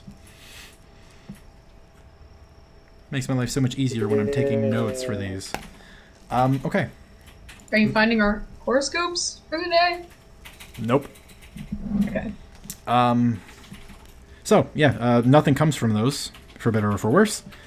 By the time the last watch is had, and 8 hours have passed, it is 1:30 on the... Excuse me, I have the wrong day. It is 1:30 on the 11th. Wow. Nope, that's yeah, the wrong really month. early. We went to bed at 5 o'clock. Yeah, you guys went to bed super duper early. We did. Yep, so it's 1:30 by the time everyone has completed their long rests. Okay, freezing. Yeah, the coldest part of night hasn't even happened yet. Yeah, but it's already freezing. Gotta be. Honestly. That's actually a good question. And Kenna stirs awake. She'll check her water skin. Is it frozen? Ooh, that is a good question. I mean, it is freezing, But you've been near a fire this whole time. I mean, actually, I kind of need to lean on your expertise for this one, Kyle. I mean, you've been near a source of warmth for a long enough period of time, but it is cold enough around everything else. Would it have still frozen? It's basically using my gear as a pillow, so mine probably wouldn't have. Yeah. But if, for instance, Nikolai's water skin was just in his tent, away from the fire, if it is below freezing, like the actual freezing temperature, then it could definitely be ice. Would it have Or burst? at least a little frosty. As in, like, you go to sip it and there's, like, ice chunks. You know what I mean? Yeah. So it could definitely be slushy, maybe not fully frozen, but it could be frozen depending on, like, how much below freezing it was. Yeah. At this point of the night, for this coldest point of the night, it is just below freezing. Then probably just a little slushy, because water skins aren't solid, so the fact that they can move and the water can be fluid would break. Like, if it was in, like, a tub, then it would have frozen because it would have been flat and still, but water skins are probably just made Malleable. up really, really cold and slushy. Does anyone have some flavoring syrup? I got quite a nice base for a slushy here. Ugh. You rich people. Gwen produces a Mio water flavoring. We're not sponsored. That's The Can't raccoon take Kenna- actually stole it from her pack. She doesn't have it anymore. Kenna will drink from the water skin to try and fight dehydration in the cold, That is wise. and she will, suggest that everybody else do the same. You're When- going to run through water quicker when we're in the cold than if we were in the hot weather. I think I've heard something around those Dire. lines, but Yes. As we're getting up and we're all moving around, can Nikolai take a minute to perceive Gwen? Using the thing. Yes, the thing. Sure. Hmm? Yeah. You can spend some time just observing Gwen as you guys are moving about, getting ready for the next leg of your trip.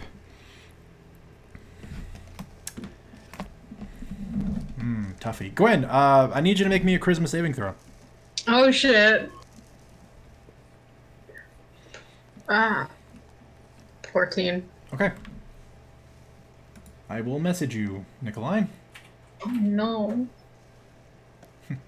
Continue. So, what are you guys doing as you're all sort of coming to? Again, it's about 1:30, closing on 2. It is wickedly cold, but you have fire to keep you warm. You have clothing. Don't forget, you have a ton of supplies in the bag that Nikolai has. Yeah. I'm gonna check the horses. Wise. Nikolai, I do have a question. Yes, go ahead. You'll see him like rub the sleep from his eyes and How- some dust off of his forehead. Yeah. I do recall that you intended to try to identify the object that you received, correct? Oh yes. I mean, I would prefer to do that in the fortress, but we can do that right now. I'd I feel only, we are far enough. if you were bent on it, I would maybe suggest now because, if there are people tracking it, and if we stay in one place, that will just attract attention there. And we could just, go back to the fortress and they would only be let here. And we can just return the ore back to its safekeeping, which I believe is keeping us safe. Yes. Well But then. it is a in rather that- cold orb, and it's also very cold here, so do be careful. Yes. Well, he'll. Is everyone okay with that? Especially you, Kenna. I do like the idea of you making sure that it may be a little bit safer to touch because you seem a little bit more hardy than I do. Kenna was gathering stuff out of her bag when the conversation took place, but hearing her name will pay attention and go, you can touch the orb if you would like. Is everyone ready? Because he'll open up the bag and I'll just step back a bit. I guess we step away from camp. Presumingly. Do you? go about like what 20, let's say 20, 30 feet out of camp for just a little bit. Okay. Yeah. So within eye shot. And he will use his telekinetic hands to grab the orb from the bag and hover it out. What do you think to retrieve the orb? Because in order to retrieve something from a bag of holding, you have to think about the object and be able to pull it. So what do you think in order to retrieve it from the bag? What is in Nikolai's head? What is the thought that goes through in order for him to retrieve it? Well, seeing as he will try the descriptor like silver orb, because it's the only general silver orb thing that's in that bag. You fail to retrieve it. Okay. Everything has to come out. Yeah. Yes, it does. Well, Hold on. oh, Maybe we I can. Kenna? Oh. I know you wanted to be safe with it, but maybe just grabbing for it will work too. Can I have the bag? Go ahead. Yeah, he'll Just- give you the bag. Do be careful. We do not know its nature.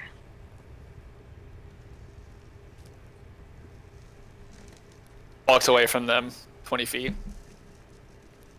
And just slides hand in bag, Okay. thinking for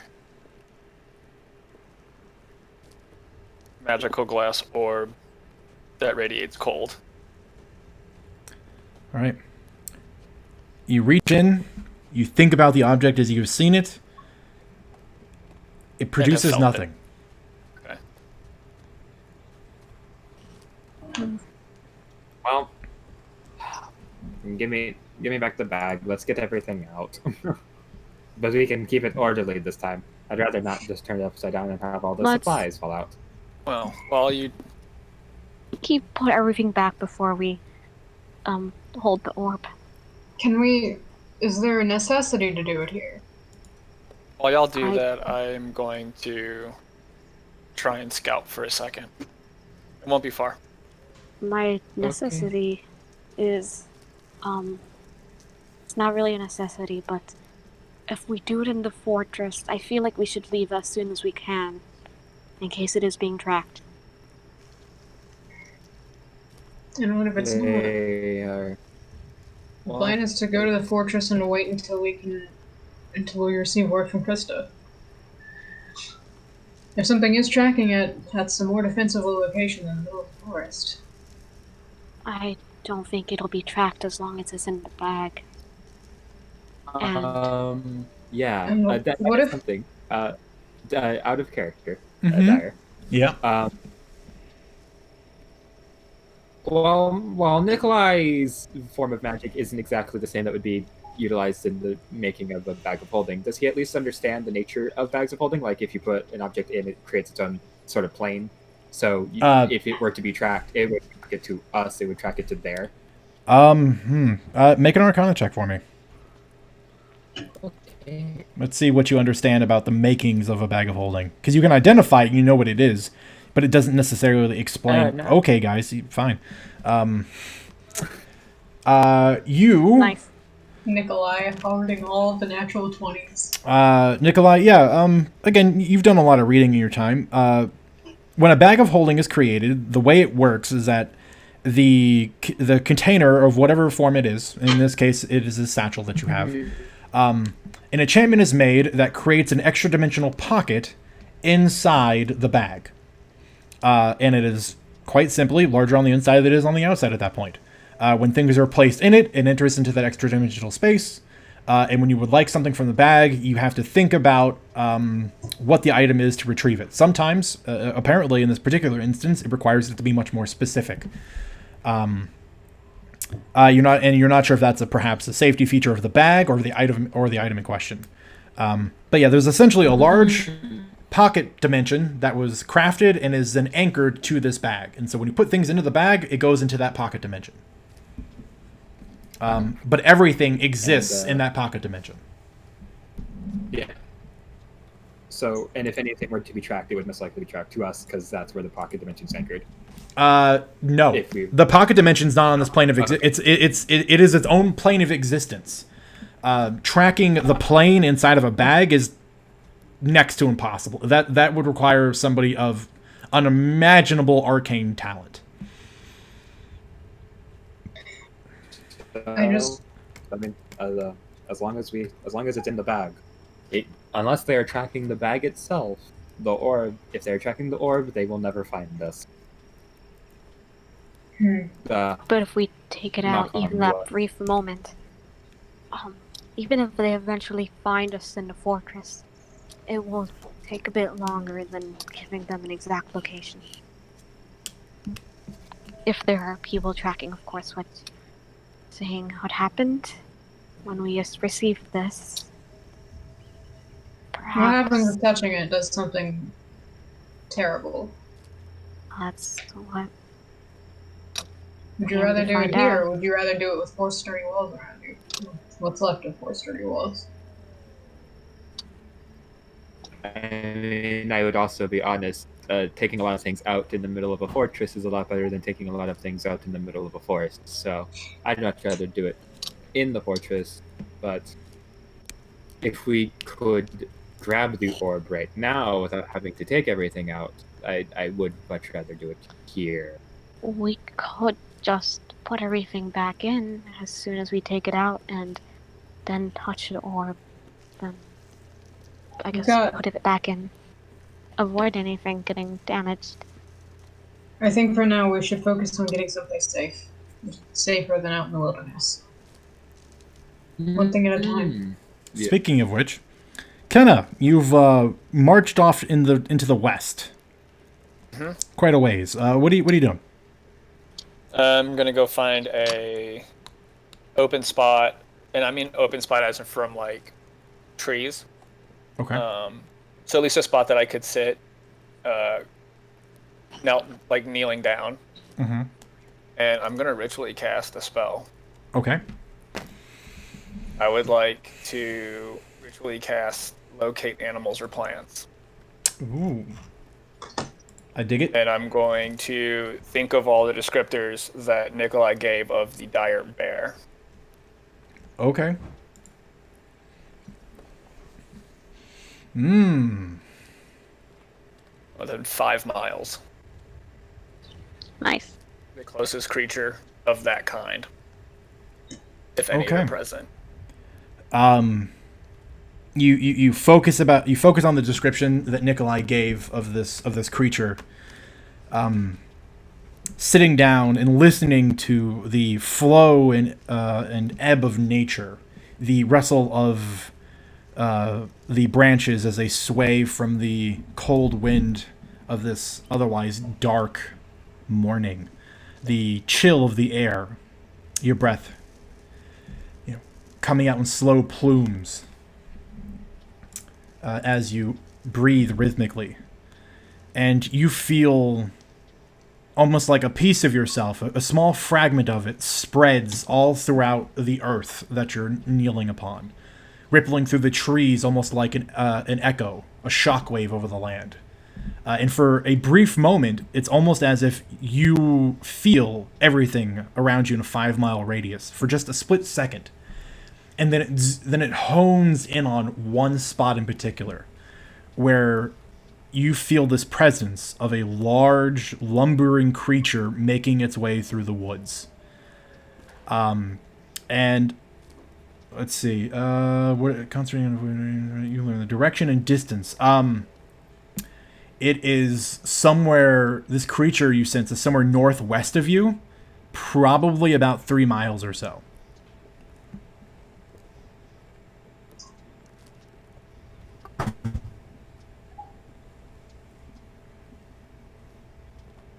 Just to exhale through her nose.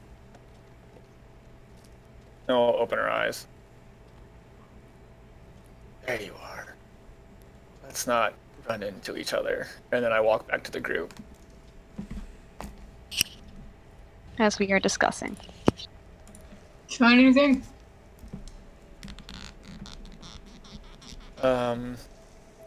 Nothing where I was, but I do know maybe where this bear is. Northwest, about 3 miles. What direction are we going, Dyer? You're heading westerly. So yes, there is a chance that you could run into it, given that you don't know exactly where west you're heading. Do you have an indication, Kenna, of in which direction this thing was heading? Is it heading more towards our direction or away? I'll give you that. It is heading south. It was heading south, but that only means it's not heading towards us, but it is heading in a direction that we could meet it. So we could try to avoid it by heading north, then west. That sounds alright. Might take us a bit longer, but... And the closer we get, I can try again, as well as concealing our presence. But it would take a lot of energy for me to do this, which I am fine with using. Let's just be careful. Let's be careful. But I do think that now that we at least have a general idea, making plans to avoid it. So yes, going north probably be smart. Roughly how long do you have this ability? Was it just a one and done thing, or can you sense it right now? No, I could only sense it when focusing, and it takes some time to do so. And it can feel pretty taxing, but I could do it once we have traveled for a while. Yes, that's still quite cold and it won't get warmer. I have some cold weather gear that I don't know if I'm particularly using it right now, but I do spare a couple layers for Edelweiss. And I did take some. Don't worry, you don't have to do that, Gwen. We have more than enough. Well, I'm not using it. Anyway, let's go ahead and break down camp and get moving, though. Shall we do it at the fortress, then? Yes. Unfortunately, but it'd just be easier.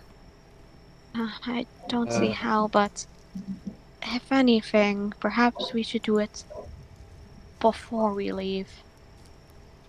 I mean, as far as I'm aware, we're not really going to be leaving the fortress for any reason once we're there. We're sort of there to sit for a bit until Krista comes back. Why would we be dragging attention there? We might not be. Kind of just goes. We're not dragging. All I know is that if we don't begin to move, we lose an advantage of knowing where that creature is. I agree with Kenna. Yes. We can't sit here and debate this forever. We can talk and we can move. We know at least where one danger thing is, so go. Packing up Kenna's gear, she will grab her shovel and begin to scoop the snow back into the area and covering up the embered campfire. Okay. Yeah, it'll take you guys probably about 40 minutes or so to break down camp. Everyone else has tents and etc. I'd be able to scout I ahead would- after tearing down what little I had, You certainly could. and I'd like to be stealthy about it, slow Sure. and sneaky. Stealth check, please. There is something I would like to note. While breaking down camp, while moving, Nikolai will be using his telekinetic hands to wipe the trails, or wipe his tracks Sure. just behind him in the snow. Okay. All right, Kenna, how far forward are you going away from the party?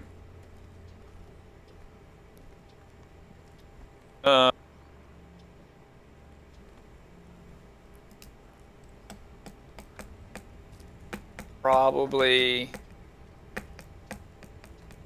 physically about maybe 100 feet, 120 feet. Okay. So she'll tear down and move like slow, like really slow paced. Mhm. Kind of stop and take everything in, and then keep on moving. Oh, okay. Yeah. Give me a perception check, too. Let's see what you can see. That's pretty good. Well, there are no indicators of any large animals nearby that grab your attention. You guys are sort of adjacent to where you know the trail that you are following is built, which was kind of the intent. And you can sort of reorient yourself according to the way you guys were traveling the day previously, and find that straight line point that Nikolai believes will take you straight to the fort as long as you continue to follow it. Other than that, it is still quite dark. So everything around you is a bit difficult to take in at this juncture. For the record, for the rest of you at camp, with the fire put out, the cold is beginning to creep in very, very, very abruptly. I'll However, light a torch. Yeah. Torches are smart. Yes. Torches would be warmer than lanterns right now. So I will also strike a torch. Okay. Before we continue any further, let's step out for the first bio break. And return at 10 minutes past, roughly. So I can quickly maybe eat some food and then probably try to get some food. lines on a map that I did not do earlier. So, all right, break. Oh yeah. Music. I might have dark vision actually.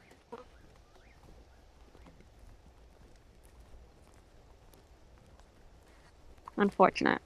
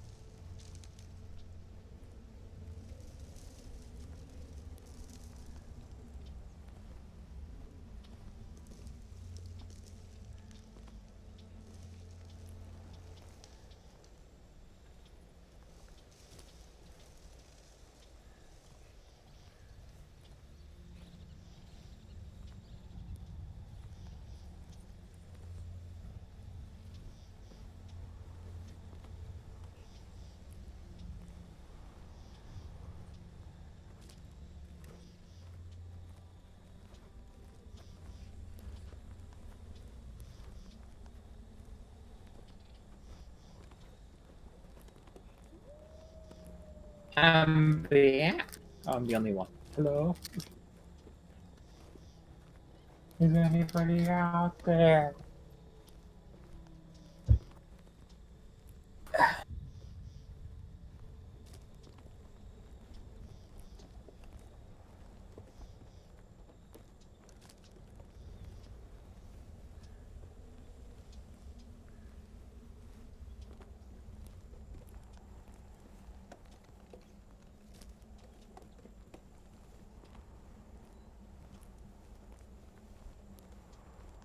Oh.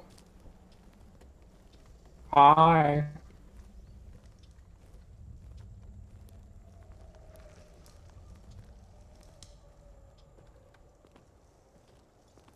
Hello. Hello. So yeah, Hello, I'm Dial. sorry, I lied to you. Hello. You, Owl, and Ryan. At least. Monster. Mhm. It's not like you weren't aware that I was lying. I literally told you. Yeah. I didn't think I would. If it means anything.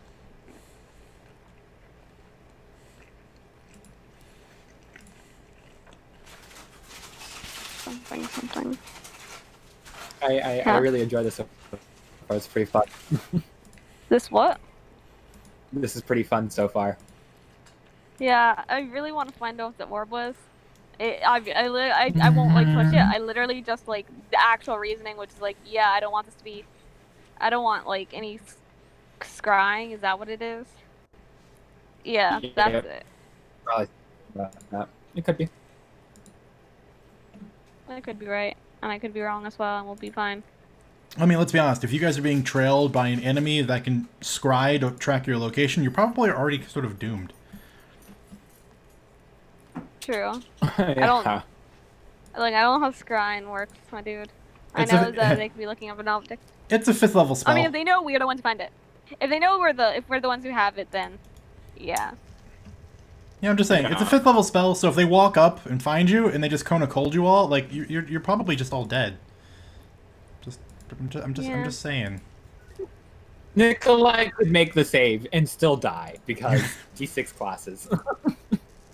I would have to roll very poorly on the damage dice for Nikolai to survive.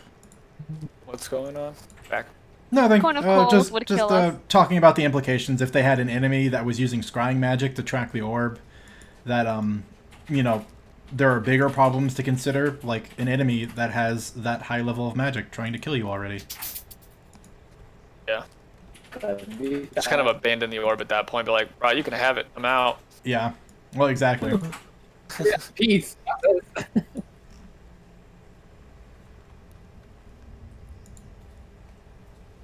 I'm hastily trying to finish lighting on a map that I forgot to do yesterday in lieu of not eating my food. So like, I'm sacrificing my well-being for this game. I hope you understand that.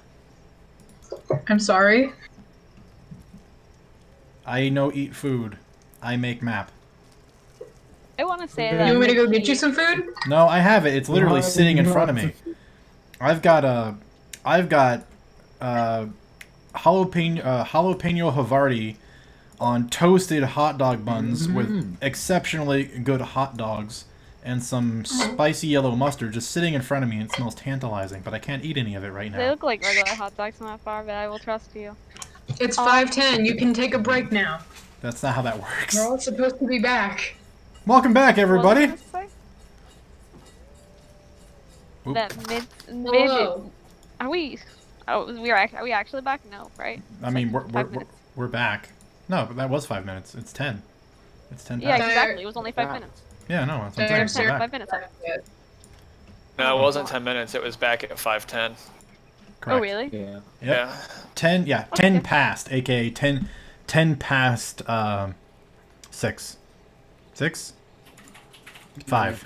Sorry. 5, 6. My Whatever. conversions. So many different time zones. Yep. It's only 2 time zones. What? Yeah, well, yeah, it's actually probably, it's normally 3, but the person with the third one is not here right now. Wait until it's like November, and then it's gonna be 4.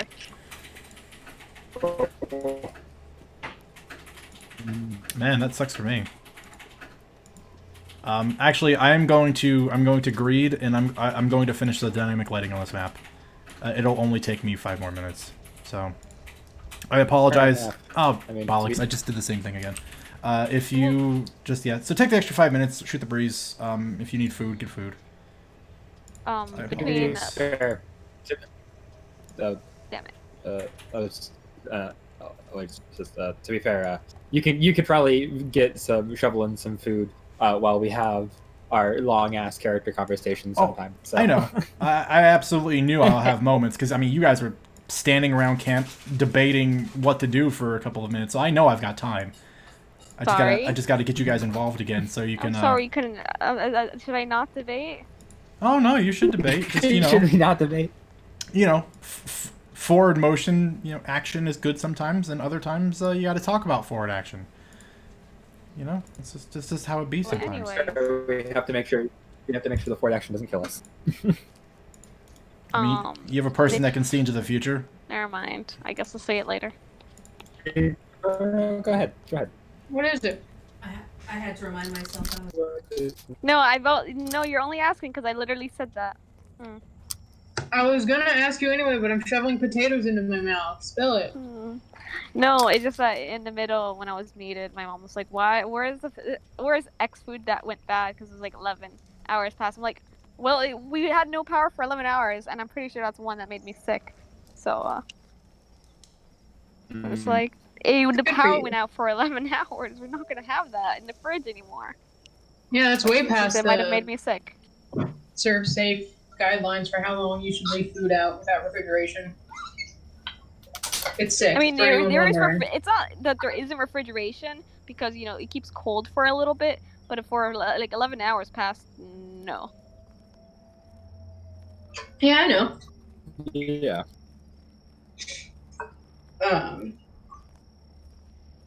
Yes. Yeah, you really only want to leave food out for like 6 hours, without like any sort of like either refrigeration or like hot holding. Otherwise, it's just just chuck it. Things like, I guess maybe not cheese, but definitely things like meat, and like. I mean, it was Some Parmesan, cheese. but like it was 11 hours also. Yeah. You are supposed to refrigerate Parmesan after you open it. Yeah.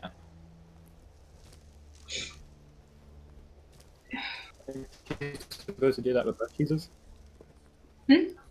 Hard cheese is not always. To do that with. Oh well, yeah. Okay, that's true because hard cheeses have that. They most of the time have that protective barrier. It doesn't hurt to to refrigerate. It doesn't hurt to microwave your hard cheeses, or refrigerate them. I think I would disagree. I think it would hurt it very much. Are we streaming right now? How many people are going to correct me on whether or not? We are, but there's only 2 people, so pretty much there are people judging you probably, but no one's going to correct you. I am Serve Safe certified. All right, I took it to the test and I passed it. Okay, yeah, but I could be a manager at a restaurant. You're in My America. friends might see this Food afterwards, safety standards so- are not high. You're right. I'm just gonna Oh shit! again, as someone I who's looked at the who's stream done and that. the map is there, so It I'm ain't gonna just. I Just was like, "What's that?" And I'm like, forget "Oh, it. that's the map." Oh yeah, But Serve Safe is like our standard food safety thing, except for California, because salmonella is different in California. What?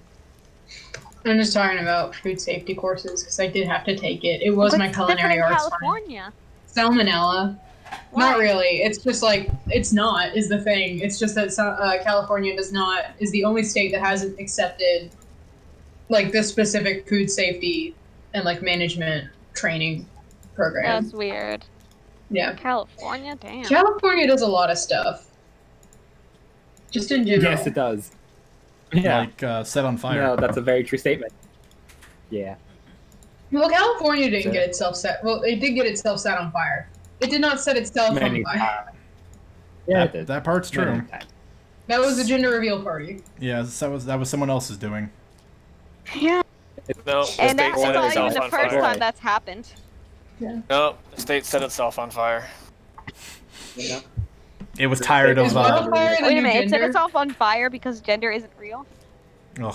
No, they All right, you know what, I'm done, to. everybody. I had to. Welcome back to your campsite where you were debating about what you're doing, and Ken is off looking at things. Okay. Because I'm done. Wait. Okay. It's back looking at things. Yeah, we're taking stuff down and we're heading out. Yeah, it takes you about 40 minutes to break down camp. Ken is off, trailblazing a little. Given it's very dark, it's hard to see much for most of you. Which is why it's smart that you struck up some torches. I've just got mine sort of planted in the ground next to where I'm working. Maybe a couple feet away so I'm not dancing over it. Hopping out. I bet.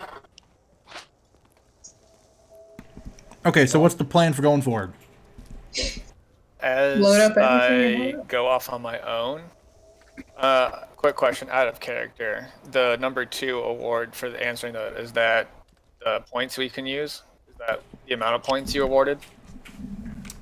Yes, that is a 2. You guys had, so you would have, over the long rest, because you started with 2 last session, would have been cut down to 1, and then you would have had 2, but you can only go up to your proficiency bonus as a cap. So 2. Yes, everyone has 2 points still.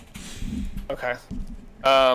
You have it written as when without the ability to cast a spell, we can use it to do as a spell slot. What if we have the ability, but we want to save the slot? Can I still use it? That is a great question. Let me go read the wording on it. Yeah, I also noticed that as well. It says when you run out of the resource. I thought it would be like that because of the wording. I mean, with the wording, it just seems like you expend the number of inspiration points and then cast the spell via inspiration points. So It says when you Say lack. when you're out, when you lack the resources to cast.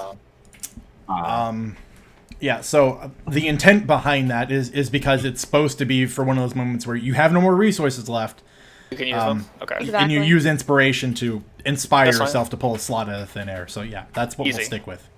Super easy. Alright, well, while I'm away from the rest of the group, I will cast Dark Vision on myself. Okay. And suddenly the whole world becomes much clearer to you.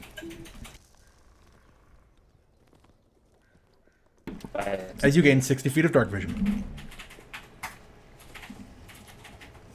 And then I will, I won't get too far away from them, but I will try to keep this ahead pace to try and stay out of their torchlight. Okay. And I'll rally the rest of us and get us moving. yeah. All right. Well, you guys begin your second trek of the day, heading towards the mountains. Even though we know where's Nikolai's still on lookout for anything. Eyes peeled. Yeah, same. Wise. It's rather dark, so Well, I can help out. I'm looking for the raccoon that stole my herbs.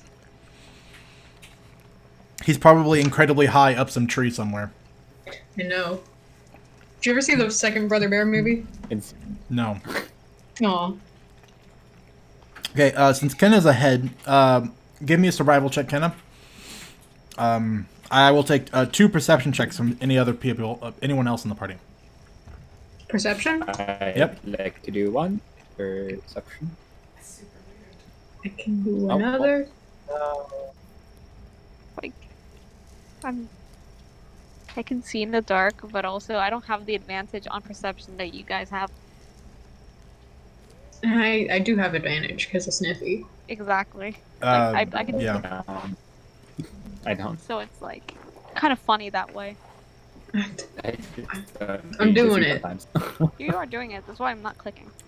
17. Yeah. Unfortunately, Gwen, there was no sign of the raccoon. Damn it. The good news is there's no sign of much of anything. You do see evidence of animals having come and gone in the area. Again, like last night there was a family of foxes, and as you guys begin heading away from camp, you can see the trail that they sort of pass by the camp and then begin heading a bit northwesternly. So yeah, you can see like evidence of animals having been through and around as you guys slept. But for the most part, there's really nothing to take note of. And again, this is all partially influenced by the fact that it is incredibly dark.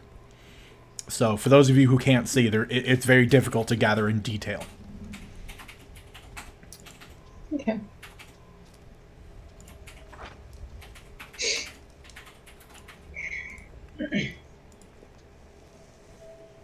I don't mind the cold, but this is too cold sometimes. Ugh. Yes, it is. It Reminds me is. of It home. is cold. It is. It is icy.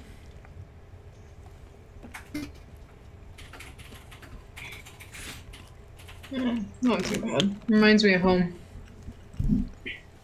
So, Kenna, how are you going to trailblaze ahead? How are you going to lead the rest of the party?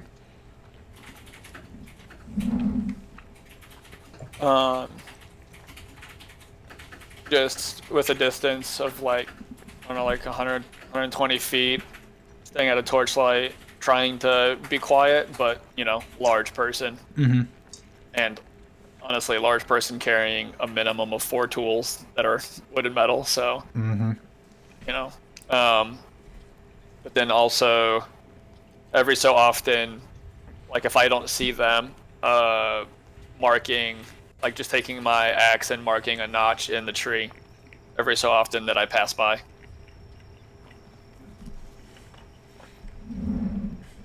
With your dark vision spell active, you actually have a pretty easy time spotting them, even though you're keeping quite a distance away from them. Their torches are just little beacons in the distance. You can see them pretty clearly, even with your lead on them. And they seem to be diligently following. Is it on pause? This is pretty straightforward stuff. Do you have a key to the first aid? Again, since you guys are taking your time, there's really no significant challenge that is brought before you that a little bit of time can't defeat. At this juncture, I would like all 5 of you to roll me a plain old d20. Ooh. You're rolling for. Oof. We got some holes here. We got some.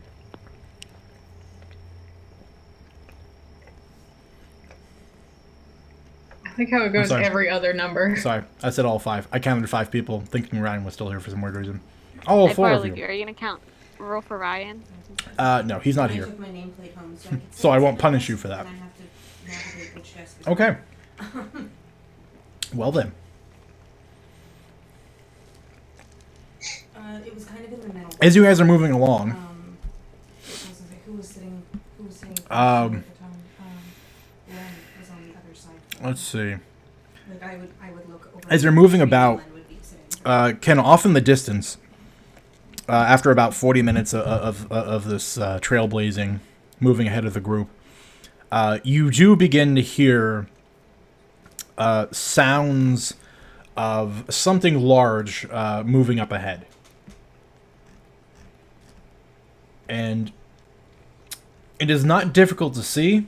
It is not a creature, even if it wanted to be stealthy, it probably wouldn't succeed too greatly at it. You see before you, about 80 feet ahead of you, a bit to the southwest, a huge, and I mean absolutely huge, elk. It towers above everything else, to the point that when it's moving through some of the forestry, it actually kind of has to dip its head in places to avoid being caught. It was part of the return to work, specifically for HHQ. But I know ETS got lumped in. As you're moving forward, there is a moment where you're observing it, and as is sort of classic sneaking through the forest, you take a step and you crack a branch, and it snaps its head towards you. And you have this tentative stare down with this enormous beast. What do you do? Have I ever seen an elk this size? Yep, I guess make me a history check. Let's find out. Have we noticed that she stopped up ahead of us? You can't see her, so no. Okay.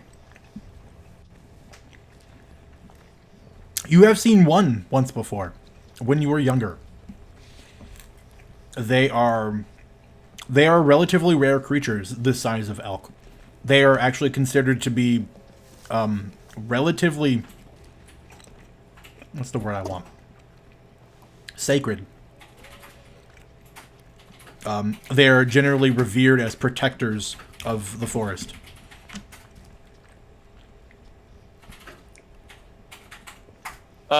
I've been moving through the forest with fire and a hand axe out. So I kind of just store the hand axe behind, like on my belt, in the back of my belt, and I'll stand up straight, and I will hold my hand to my chest, and I'm gonna cast Speak with Animals. Okay.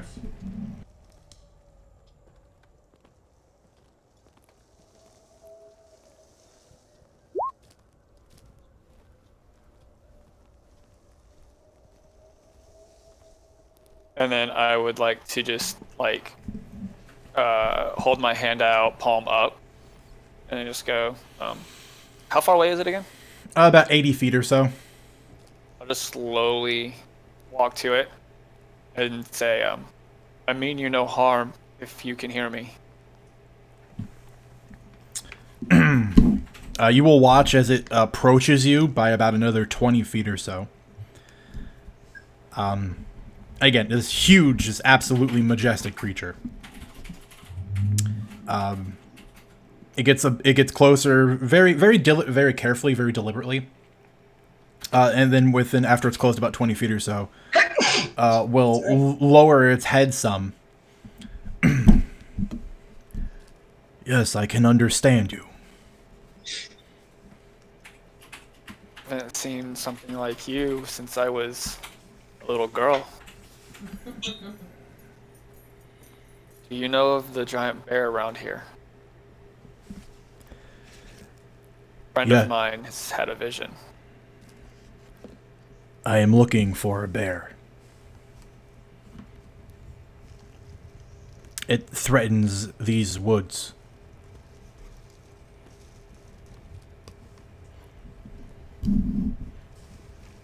It must return home. How is it a threat to the forest that it lives in? It carries with it a plague. Madness or disease? The giant elk considers this. It's working, all the cogs in its 7 intelligence brain are working very hard. That's better than most animals. It's actually great for most animals. Yeah. I couldn't charm this animal. That's Yeah. I'm actually just going to make an intelligence roll for it. This is the smartest elk I've ever seen.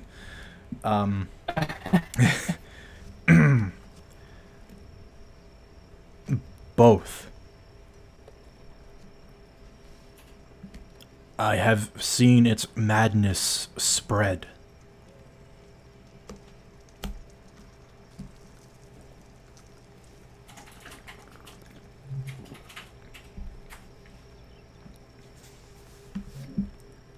She'll kneel down. And the party, I don't know if the party sees You this guys, at all. yeah, I mean, after you guys, so after, like, you reveal yourself, after you sort of stop the stealth bit, Edelweiss can see you now very plainly standing in the open, and as you guys continue walking, after about another... Big elk. Yeah, after about another, 60 feet or so, you see, Edelweiss, you see this enormous elk standing within range of Kenna. And it is very clear that they're having some sort of regard with one another. Like, the elk sees Kenna, and Kenna sees the elk. I will stop the party. I think Kenna's doing something. A conversation. But we should let her be.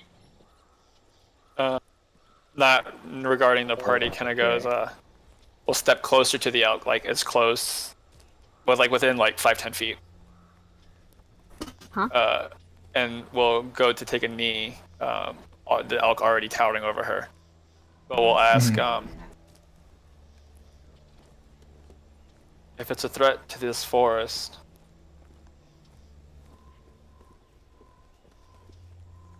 Let us take care of it. I can return it. Can return it to the earth.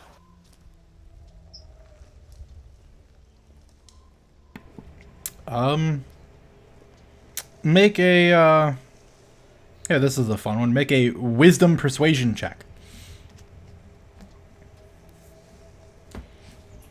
Some persuasion. Wisdom persuasion. Okay, so this will be a +3. 23. Oof.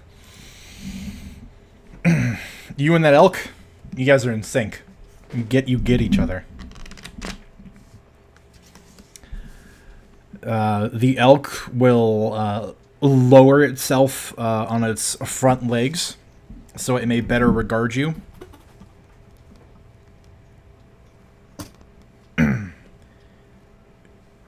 Do this service for the forest, and the forest will protect you.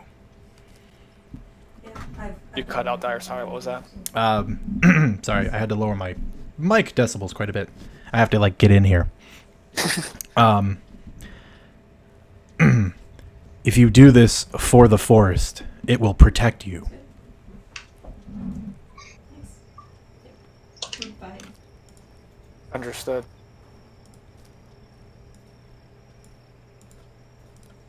You're better needed to protect all of this. We will handle this one threat.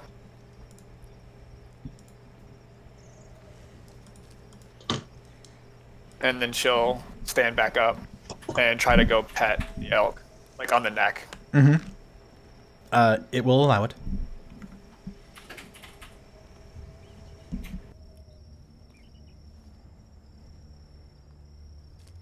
And before leaving,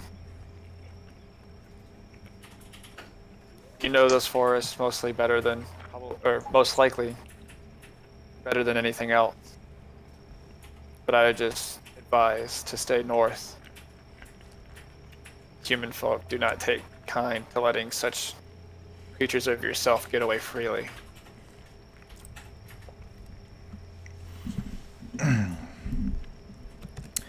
A most sad truth.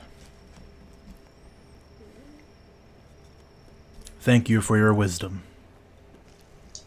Thank you. And she'll turn around and walk back towards the party. Okay. You guys see Kenna approaching you. So, what have you learned?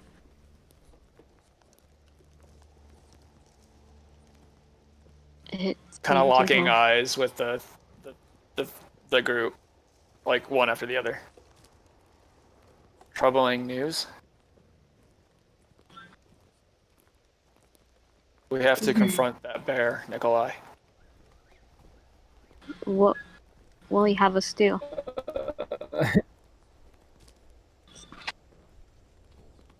And why do we have to confront the bear?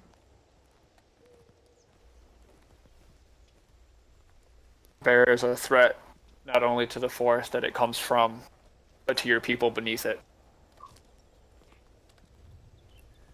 That guardian was looking for it. It spreads madness and disease. And its disease can flourish without it.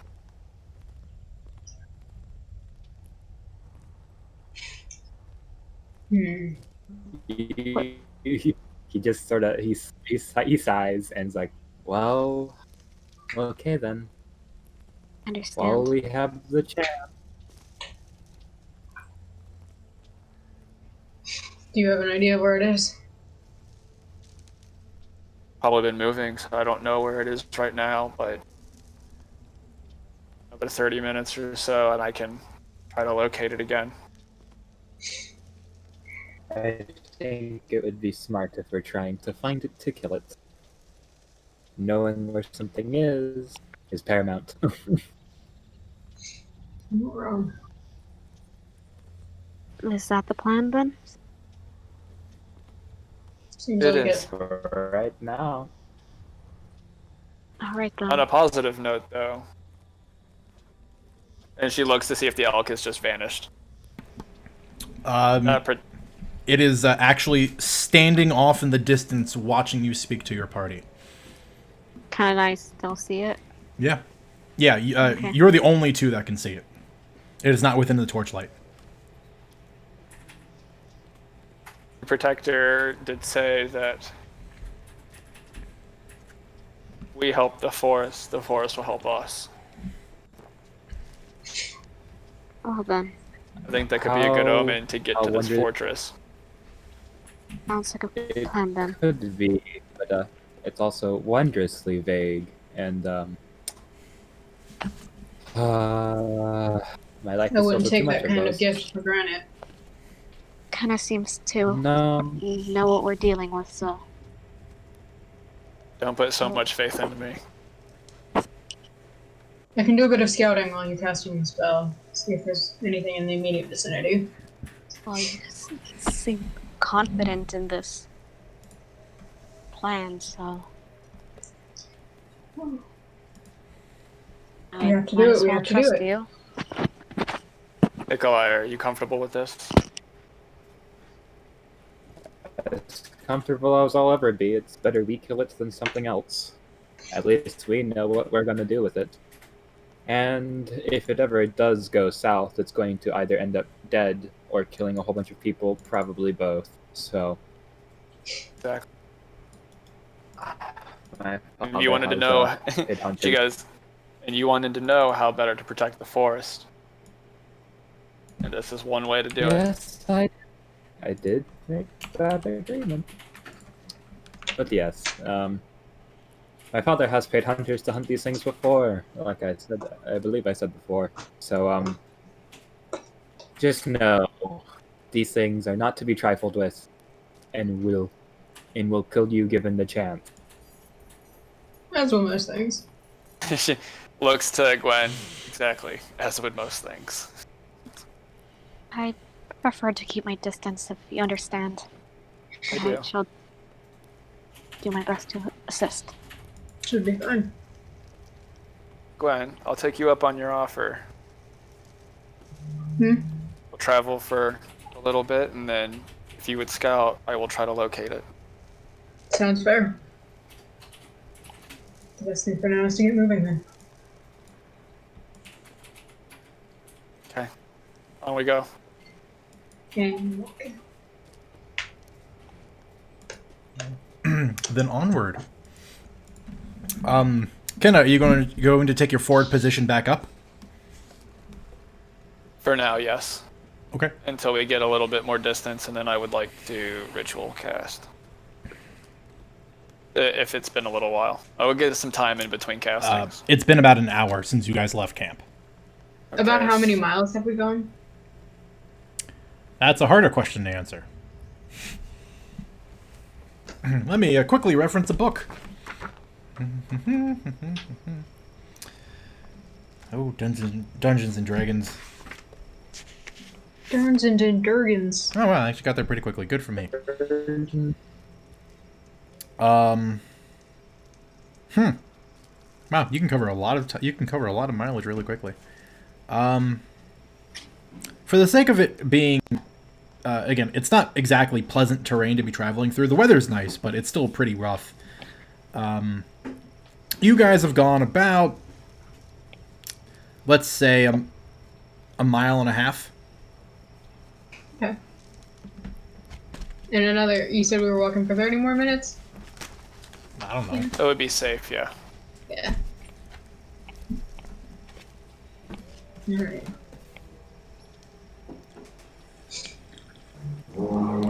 Okay, so you guys are walking for another 30 minutes The bear. before Kenna stops to do another bear tracking spell. I will cast Druidcraft just in case. See how weather looking. Okay. Well, let's find something else. The weather for the next 24 hours. It looks like it's going to worsen by tomorrow. So this fair weather you've been fortunate enough to have, it looks like it's going to start getting a bit more inhospitable by around the same time tomorrow. Yeah, as usual, I will report this. We should be by the fortress tomorrow. it looks like the weather will worsen. So Couldn't let's agree try more. to finish this as soon as possible. Yes. I mean, just in general, I would prefer to make this as fast as possible. This is a side thing, after all. Hmm. Our main goal, remember, is the fortress and getting to it for right now. Of course. I am going to hand the reins of Brune, my horse, to Nikolai, or offer them to him. Will you watch him for a moment? I'm going to check the area around us. Yep. Yeah, I was gonna say. I was holding 2 horses. Mhm. At a 2 o'clock. So, Two horses, one guy. So, what exactly are you checking for, Gwen? I'm just going to go ahead, like move ahead, and then sort of move around the area that we're in. And just sort of, I'm taking the torch so I can see. I'm looking for like sign, scratching, any scat, any smells, tracks. You know, Just whole looking kit and caboodle. looking for animals in general? Animals in general is also specifically this bear, Okay. or evidence that an animal might have run through here. This one might be a little bit harder.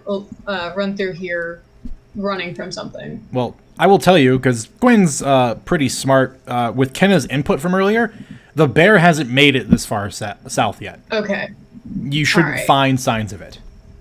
All right. That being said, I won't even make you make a check for it. You find signs of an enormous elk. Just saying. That's a thing. All right. Good to know. If you're looking for anything else, you're more than welcome to give me a survival check. No, I was really just looking to see if there's There are no any bear. bear evidence. Nope. Bears can run 20 miles an hour. All right, listen. Yeah, I mean, you're not wrong. You can go fast. You never know. It could always be fast, yeah.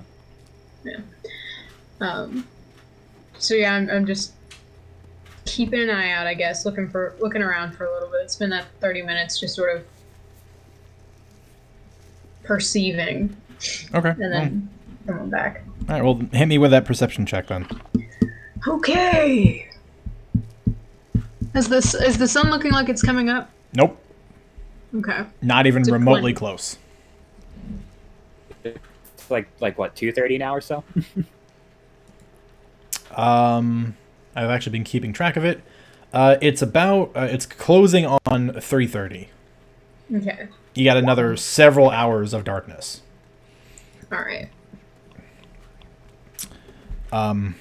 Yeah, other than the obvious telltale signs of the giant elk having passed through here, you hear the occasional flap of wings as there is a bird here or there. You know, just the usual sounds of wildlife. Nothing really unusual to see or listen to in this circumstance, Gwen. Okay. Can I make a check to see if I can see anything from the distance as far as I can see? Go for it. Not my best, but the eyesight's all I got. That's decent.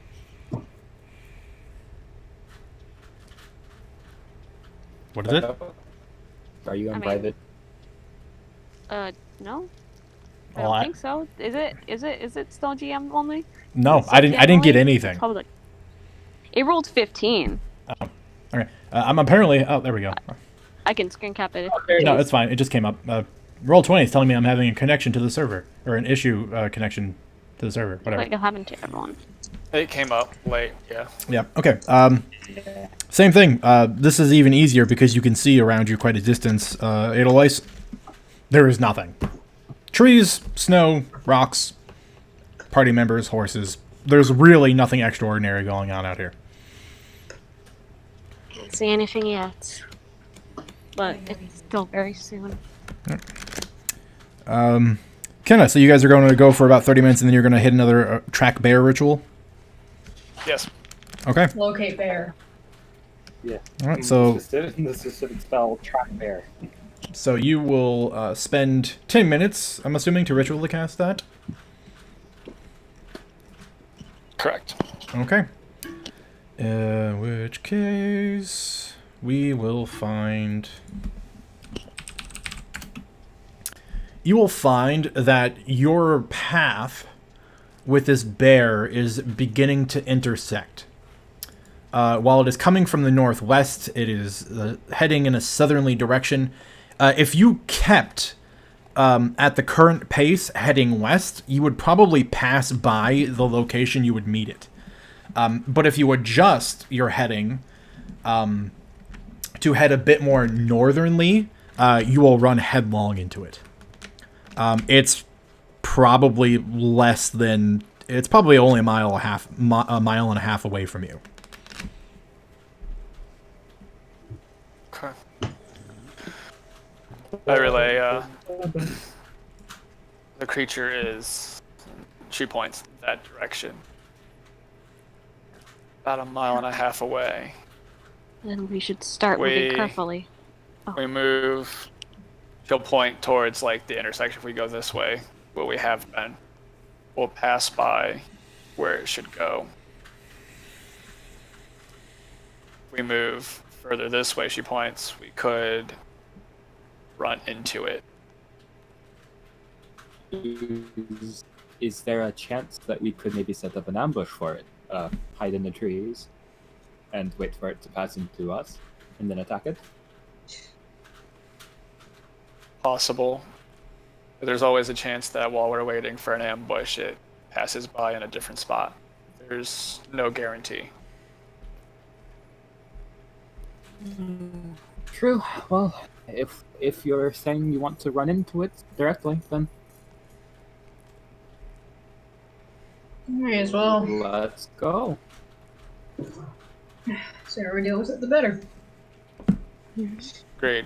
I would like everyone to stay close for a second. As you wish. Okay. And...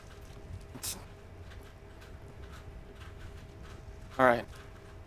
This will aid us in trying to catch the jump on it. And I cast Pass Without a Trace on everybody. Boy. Yeah. Yeah. That is a sweet plus 10 stealth to everyone's stealth checks. Or plus 10 to everyone's stealth checks, rather. Sound is dampened inside the aura, and you do not leave tracks. Pretty great spell. And in that case, helps with Nikolai as well. uses his telekinetic hands to wield the torch instead, so he can have both of his hands free, and the torch is just behind him. Mm-hmm. Yep, there's a floating torch. I'll take Bryn back from Nikolai. Yep. So we have... Well, the thing is, you don't have to stay within 30 feet of me. Oh wait, for the duration, each creature you choose within 30 feet of you. Including you, okay. Do the horses also get it? Yeah. If that's what Kenna wills, yes. Yeah. Horse. And so yeah, you just have your like torch out in the distance, but this is concentration. Dark vision isn't, so I still have that for 7 more hours. Mm-hmm. It's pretty great. And would like to continue for us to move. Okay. So let's get stealth checks from everybody. 26. This will include your horses, by the way. 24. The horse's stealth modifier. I think it's plus. It's just a +0. Okay. Oh, now not sparking. Assuming it's a riding The horse. horse did better than I did. The horse got a 27. I'm not seeing any rolls. So I got with the Pass Without a Trace a 28, and my horse got with the Pass Without a Trace a 20. Yeah, it's being weird for me right now. Again, you roll 20 servers are having some issues right now. Yeah, I'm getting. Yeah, remember, physical There dice is- are allowed. Always has I been. rolled it, so it There. should come in soon. I'm just not seeing it. Yeah. But if you can, I'll grab my dice in case. Yeah, I'm just waiting on Edelweiss. Okay, I'll grab my dice 20, then. 28. That's a D12. I mean, have you seen the result yet? I haven't seen the result yet at all. Okay. I sent it, I refreshed it. I'm not seeing it, so whatever I roll right now is what it's gonna be. Okay. It's what's my mod? It's gonna be 17 plus 10. 27. You guys have a great average. Like a wonderful average. Trace. Yeah, That's seriously. Yeah. amazing. Oh yeah, no. We experienced this. Yeah. Even the horses, And- man. Yeah, even the horses Dire. were quiet. As we move, Kenna's asked that people, like, also try to be quiet. I want to listen to see if I can hear the bear in the distance, like crashing through small trees and brush. Sure. From a good distance, yeah. Yeah. Is And, she yeah, like Gwen as well? visibly trying to like close her eyes, or not close her eyes, but like? No, I won't. Okay. I will take perception checks from Kenna and Gwen to listen for Big Bear Boy.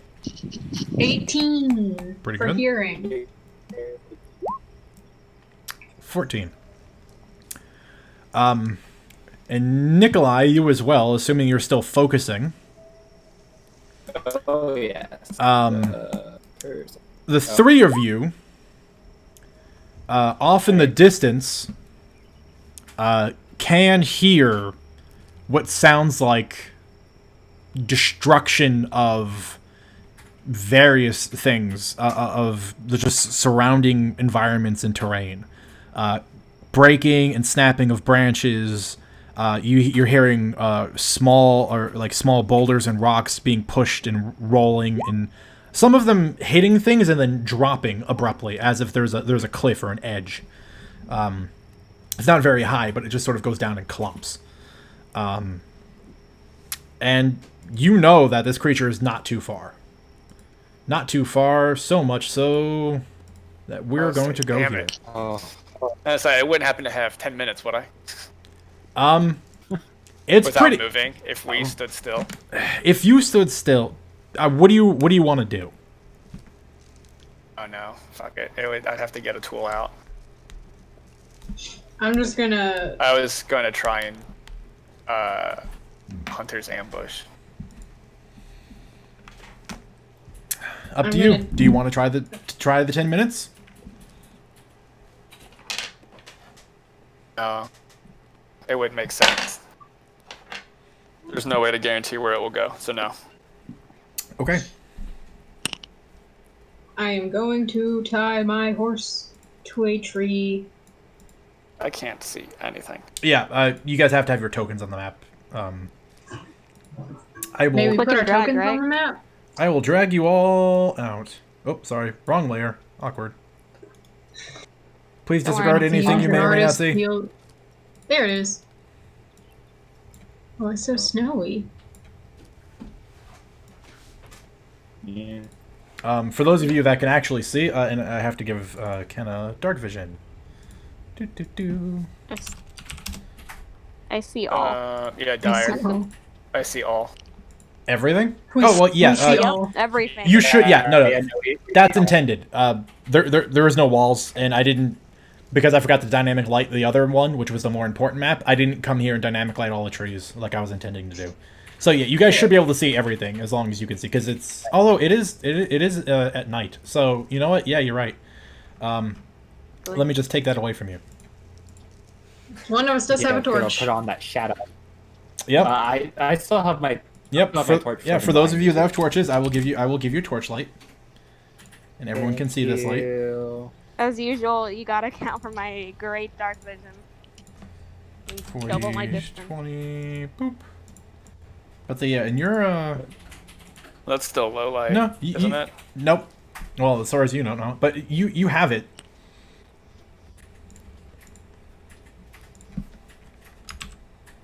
Yeah. Yep. I'm just gonna tether my horse to a tree. Yep. Let me And drag it out was your somewhere out ahead of horse, us. boy. Oh, I Horse. don't have a token for the horse. I do. I'll give you guys sheets for them. Drag. Okay. As well. Hey. I'll be off the horse. So- I was riding horse. I'll be off it. Nova and Ezra. They get tokens too. Yeah. Although, allow me to properly size them first, and then I will. Let me see. You were riding. Oh, they're so big. Shetland ponies. You're riding Shetland ponies all the way over here. What? You haven't seen horses before? I've never seen a horse before, not once in my life. Before. Okay. So Gwen has hopped off their horse. Yes. Horse is Yeah. secured. Seeing that, Nikolai will hop off of his and I might as well get ready. For the sake of it, because I never closed. Don't you all abuse this privilege? I'm turning these horse tokens on to be controlled by all players. For the sake of, so I don't have to go through each one individually and adjust it until I give you guys proper sheets for your horses. But in case the horses have to be moved, that is your responsibility. Okay. Okay, so okay. For those of you that have done some sensing and things, the general direction in which you are hearing this creature come, I will give you a little ruler. So if you guys are here, you're hearing it come from somewhere over here.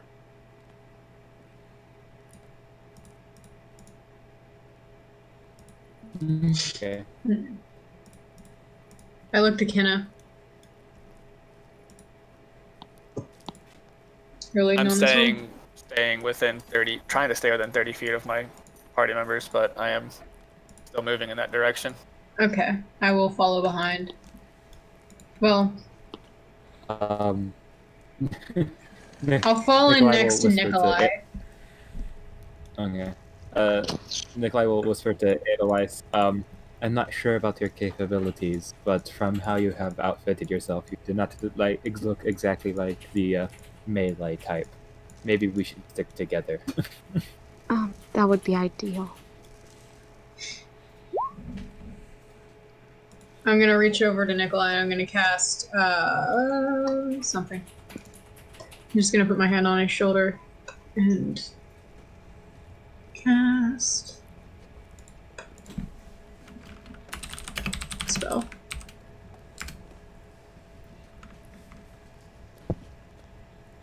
Huh.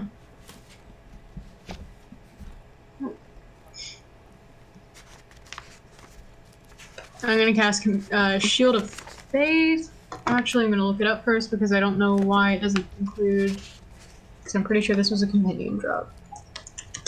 Shield of Faith is a concentration spell that lasts for, I believe, 10 minutes and gives you a +2 to AC. Yes, it does do all of those things. There we go. Okay, yeah, I'm gonna cast Shield of Faith on Nikolai. He sees you going for it, and he'll stop you, and he'll go, You should probably do that yourself. I will stay far enough away from the creature that I don't need to worry. But you, however, seem to be a little bit more of the close combat type, so you protect yourself. I'm okay. If you insist. And I will do so. Insist. Yeah. And continue moving forward. So I'm gonna sort of take up a middling position then between Nikolai and Kenna. Are we doing the token shuffle now? You don't have to. We can just get straight down to the nitty-gritty. Let's Kenna's hit it. trying to get up in here stealthily with, the whole casting without a trace. Yeah. You made it worse, Dyer. Oh, yep, sorry. I realized what it did. Let me just remove that number entirely. Did that do And it? she's dropping her bag. No, I'm still missing a bunch of distance. You gave me 60. axe is Kenna's big bag of gear. She's not gonna fight with it on. Let's see. Fair enough. Can you not like adjust it more, Dyer, or? I changed it. Still And 60 feet. on my side, it shouldn't be. On my side, when I look through your Okay, viewpoint... no, I zoomed out a bit and I can see the full fucking 120. It just zoomed in, I can't do anything. Okay. That's alright. Kenna is staying ahead. Also, Nikolai will whisper to Edelweiss. Wrong thing. If you see it and it is not in light, let me know where it is. I can still attack things when they're not in light with no disadvantage. I just need to know where it is. That mean... Alright. So Kenna, you can't... off in the distance, you hear large, heavy footfalls of a creature that is northward of you. About here. Sometimes you don't need your eyes to see things. Your capabilities have been noted. I might be able to help a bit then. Did the snowfall start to fall strong, like heavier? It's not quite heavy, but it is increasing.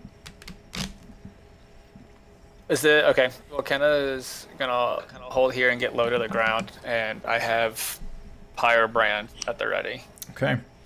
As you settle in, all of you hear the sound of what is something that vibrates through the earth as a large mass seems to fall from a distance, and you just kind of hear a and you hear and see trees rustle and snow fall. At this juncture, I would like everyone to please do the initiative thing. Hey, remember to click on the token. I did not click on something, did I? Oh, a decent initiative. Oh, it didn't even send. Let me just click my token real quick.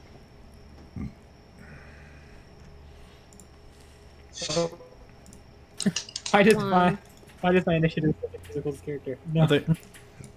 I can add you to the initiative order if necessary.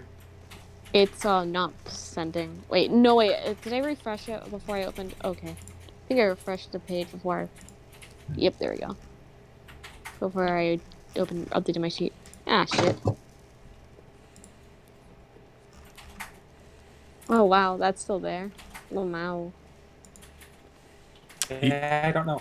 He's a big boy. Big boy.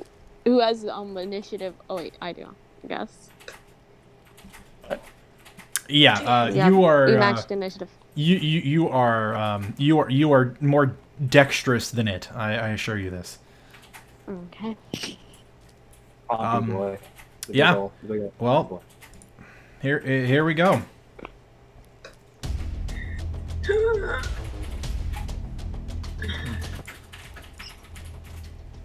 First up is Kenna. You see off in the distance this enormous, hulking form of this bear sort of just lumber off this cliff and land. It doesn't seem to be making movements that denote purpose. It just seems like it's traveling in a direction. Okay. Oh, how far away are they? Oh, do I want to try this?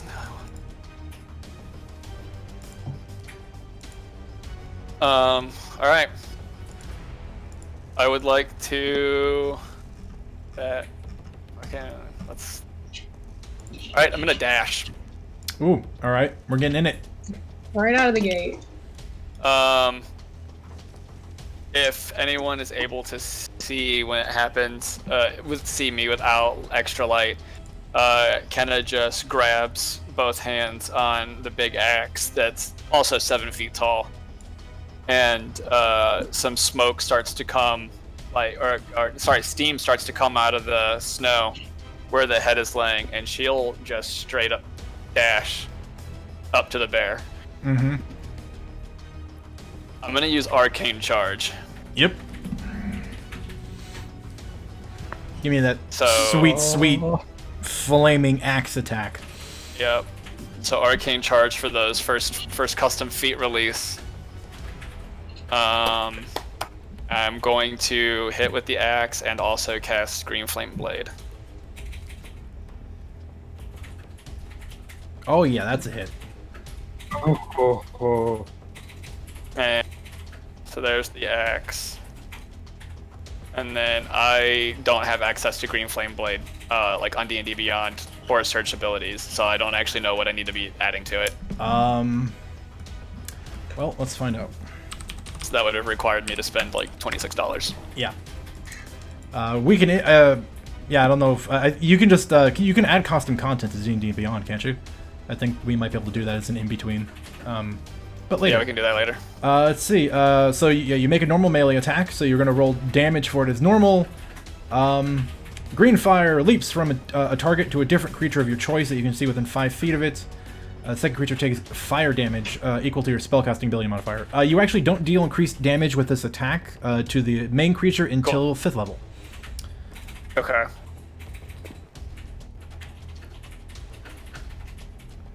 And what damage type are you going with? Slashing. Slashing. Very well. Yep. I just bring the axe blade down. All right. You come rushing out of your spot with cover. Actually, roll another attack. Attack. You have advantage because you think you might have caught it off guard. Let's see if you can fish for that crit. Okay. So the 25 is the stay. You come rushing out of your cover in a swirl of fresh snow and just these wisping streams of steam that kind of sparkle and glisten as you go, almost freezing back in place. Light playing from all these crystals as the axe begins to glow. And you get right up in this creature's face and just bring Pyrobrand down onto it, finding a meaty chunk of one of its haunches and just sinking into it. And just immediately pulling it back out. Now that you're this close, Kenna, this bear is, first and foremost, enormous. Its forepaws are much thicker than you'd expect. Closer to, like, tree trunks. Very thick tree trunks. So you think being bat by one of these paws is going to be much more dangerous than you suspect its bite might be. Granted, it's also so enormous, its bite would probably just swallow most people normally. So the next question is pushing it back 10 feet. So if my spell can't do any damage, can I opt to do that? Because I didn't know how Green Flame Blade works. My apologies. No, it works because you still the weapon attack still worked. Okay. So you're still gonna deal the 6 slashing damage. So you for the arcane charge. Yeah, so you can do an extra 5 points of damage. Okay. Because like I said, the attack is part of the cantrip. So as long as the attack hits, the cantrip would normally function. So if there were a second target, you would have fire leap to a second target right now. Okay. But since there's no second target, so yeah, you can either deal more damage or you can push 5. Up to 5. Okay. So it will take 11 points of damage. Yeah. I don't know. And it just sort of, now realizing exactly what is happening, sort of just gives this angry and just it focuses purely on you because it doesn't know other people are here. I get it. Nikolai. Okay, so he lit up a flame grenade, right? So I could see the attack because of the fire. It's Giving tough. off light. It wasn't like it's tough? not like bright blossoming fire. It's just like a and it doesn't stay ignited. So you probably saw where Kenna kind of took off, where there's just sort of a flash of light, and then darkness again. Oh, well, I could do that. Since you put the sound intervention thing, seeing this happen, I'm assuming I can see this. This is the 120 and the light, is that correct? Yeah, you can see Kenna and the bear fine. And I will Mostly hold. fine. I'm close by to Nikolai, and I'm like, oh, wait, he has fire on him, right? Right? A torch? Yeah, I have a torch. And I will Yep. point in the direction. It's like, Ken has attacked the bear. And just kind of point as soon as I see it. Okay. There. Thank you. Nikolai, what are you doing? Going there. So he will run over here.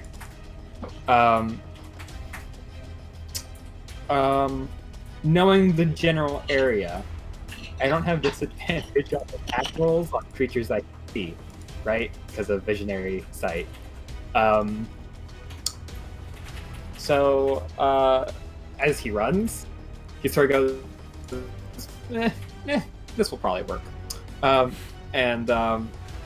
White energy will charge from his hand into the staff that he now holds, and he will sort of like a batter just bat through the air, and we'll make a kinetic slam attack against the bear. Okay. Come Please, that's it. Please do what is necessary. on! Hey, A 19 hits. that's good. So that and that, yes. Oh, God damn! Wait. I ran. Is there a light tied to this? This is no, there is no light. This is a saving throw. No, kinetic slam means I turn it into an attack, and if it hits, it makes the Then it makes a save. it acts like no, it acts like the save has failed. Oh. Like a spell. Yeah, it's a. I looked at it. It's an adjustment to it. Yeah. It's in one of the. That's a fine yes. things. I've learned quite a bit more about the Scion As I class, have not but spent- you are the first Scion, so I require you to sometimes explain things to me. Yes. I will, but seeing as it has failed its strength saving throw and not wanting to knock it prone, I will knock it 5 feet towards us. Excuse me. I don't know. Ken was like, Sorry? pardon? Like, yeah, because part of it failing that would be knocking 5 feet in a direction of my choice. So the white energy will hit it and sort of like a vacuum, just and try and pull it 5 feet towards us. I don't know. But yeah, that was 6 damage. Okay. 6 yep, damage. and All right, that's- and you're that's my pulling. So you're pulling it towards you. Yay or nay? Yay. Okay, I am Kenna. pulling it towards me. I need you to make a dexterity saving throw. Bears approaching at alarming speeds. Okay, you can pick one square within 5 feet to move to. The bear does not suddenly crush you. I moved. I like to imagine Nikolai just sorry. Sorry! I only sort of know where you are. Bears approaching at alarming speeds. Okay. We've lost visual on bear. Speaking of visual bears, Gwen, what are you doing? It's not a visual bear to me. It is not a visual bear to you. I'm assuming because Kenna was like right around here when she went off. Can I smell / hear the commotion going on? You over here? can hear the commotion, no problem. Okay. I also smell blood. Yeah. Yeah. You know it's in this area. Okay. I guess I can't tell like how far away it is just by hearing. So I want to try to navigate my way over this way. See if I can bump into a bear Yeah, sure. or a Kenna. Yeah, well, make your movement. So I'm gonna move. I'm gonna move 30 feet and then see what I'm doing. Okay. I'm just dashing. That's what I'm doing. The smell of That's blood so is hard. getting stronger. Alright. Is there. Oh, there's a bear! Uh oh. And there is a bear. And there's a bear. A very angry-looking bear. Yeah, he doesn't look happy. No, he is not happy. Did you Brown shot this bear, bear? No, that's brown what that bear What looks do like. you see? A Gwen. You can thank Google for Angry. this bear image. This is a good bear. Since that was my action to dash, I don't have anything else, and I don't have any bonus action spells. I don't think. Shield of Faith. I already did that one. Well, then you don't. Yeah. So I think, yeah, no. I think I'm just gonna, is it still a free action to interact with an object? You have one free object interaction per round. Okay. I'm gonna plant my torch in the ground so I can still see what's going on. Okay. In which case, I'm going to take the light off of you and plant the light source at your feet. Okay. You might go blind briefly. Don't worry. Ah! Actually, And I was about to make a mistake. I was going to put it on the dynamic lighting layer, but I shouldn't do that. I'm just going to.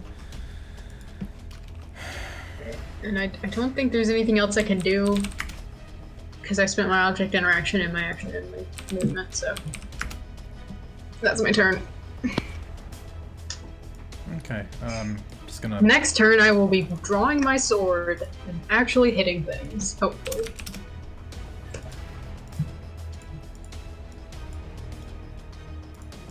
Okay. You now have a little light token underneath you. Can you see now, Gwen? Or did you ever stop seeing? I did stop seeing, but I see now. Okay, yeah, so if you just pay attention to your token, this is your torch. Okay. And again, for the sake of it, I will let everyone control this, so if you leave it there for some reason and someone wants to pick it up, you can now pick it up. Okay. Just let me... Oh, token? Okay, right now, since we're talking about it, can you do the same for me? It's a Minecraft just so torch. in case I throw it. For some reason... Floating behind. Yeah, I can't get Gwen back behind it. The torch has consumed you. Alright, Nikolai. Apparently the torches are now the superior beings. I can't bring you to front for some weird reason, but there you go. Okay. Thank you. Edelweiss. You see all. What do you do? Head up by Nikolai and do the best thing I can do. Wait a minute. Actually. Yeah, I'm 6'5" feet. Eldritch Blast. Classic. That's gonna hit. Why is it +1? Did I put a D12? No, it's because the advantage. Oh, Yeah, it got a crit, so it's just like this is the other number. But we're only wow, taking it's the a 1. We're taking the 11. So a beam of energy streaks out from Edelweiss, kind of tearing through the snow, kind of kicking up some of the soft snowfall, streaking between two trees, threading the needle just right, and striking the bear on its left side.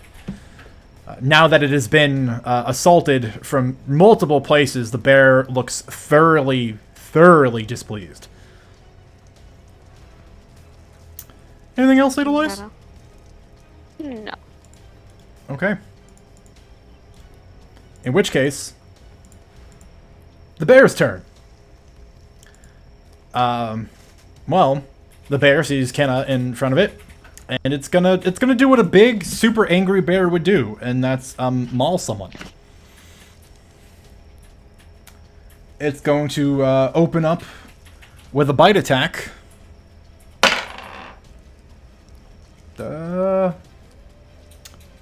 Hang on, actually I forgot. I have my cheat sheet. I know all your stats. The first attack, the bite attack misses you, Kenna. Because you have a pretty decent AC. Frustrated, it's going to rear back on its hind legs and with these big, meaty tree trunk-like paws attempt to bat you. That one's going to hit. For... Oh, wrong dice. One increment lower. Oh, thank you. Still pretty good. Still pretty good damage though. 17 points of slashing damage. Okay. as it rears up, roars, and then just with one big thick paw just slaps you. It's most of the force catching you in the side, and then as it retracts the claw, that's sort of slicing along the sides of your armor. If you were any smaller of a creature, it probably would have knocked you back. But that's all it can do. Just Kenna.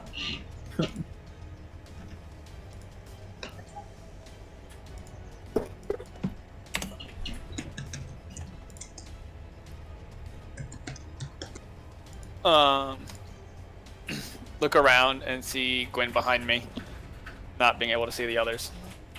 Oh no.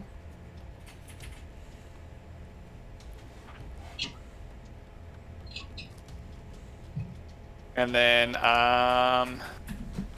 We are in light, like you can see us if you. can I see them? You can see Nikolai's torch, Okay. so you know he's somewhere Yeah. over yonder. Yeah, so she'll look back to Gwen and then look back to the bear and just snarl at it. And I don't know if the two of them can see me, but I know Gwen can see me. I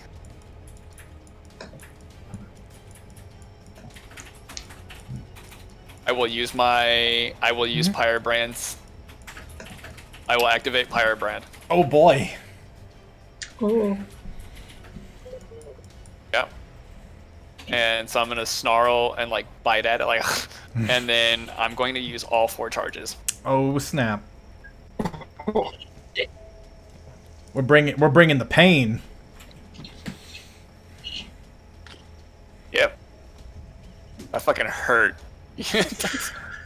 And imagine, I missed the bite attack. 3, 4. Okay, so it needs to give a dexterity saving throw. Oh, that's not great. What is it? It's a 7. So it fails. Yep. Which will allow me to do. 1 second. It is so a line 5 feet wide and 30 feet long erupts from my axe as I swing. It failed its save. 4, 5, 6, 7. So it takes 76 fire damage. Jesus. And all of the greenery behind it in a 30-foot line catches fire. Mm-hmm. It's actually a very fascinating moment, especially for you, Gwen, who's really close and you get to see it. It's just this winding back of the axe, and it just suddenly looks like it just ignites with just pulsing, angry, crackling fire. And then as the axe comes down, it just launches this shockwave that burns, that kind of crawls up and almost through the bear, and there's just a sudden hiss of steam as all the snow where this fire touches is suddenly melted away, and what was green and barely surviving underneath is just all lit ablaze. In the direct line, it's all charred, and everything near and around it is just on fire now. Oh. And the bear does not like that one bit. The bear is also on fire. But noting bears and being on fire, And we'll also shift this way. So basically big swing and then sidestepping. Yep. Given fortuitous. Given it's just sustained such heavy damage, it is going to spend its reaction and let out a huge bellowing roar. I need Gwen and Kenna both to make wisdom saving throws. 18. Success. Yay! I clicked it. Wait to see if it shows up. Wait for it. Wait for Wait it. for it. I'll click it. I'll click it again. Wait for it. There we go. Success. Good. This roar just rips through the trees. Literally just like even to the point that your ears hurt. It's just so fearsome. But you steel yourselves against this terrifying creature, seeing just this cauterized wound that it just has up through just. And again, now that it rears up, it's fascinating that this beam of fire literally charted like it passed perfectly through its existence. So from all the way from its chest down, back between its legs, coming up on the rear side along its spine, like it's like someone looped it with fire and then burned it. And it looks. Who used the lasso tool on this bear? It looks real bad. It looks real bad. Okay. Music, Mr. Nikolai. Ooh. We have brought Seeing music into the that- game space. He will shuffle 1 foot or 5 feet forward. Now he can clearly see the bear.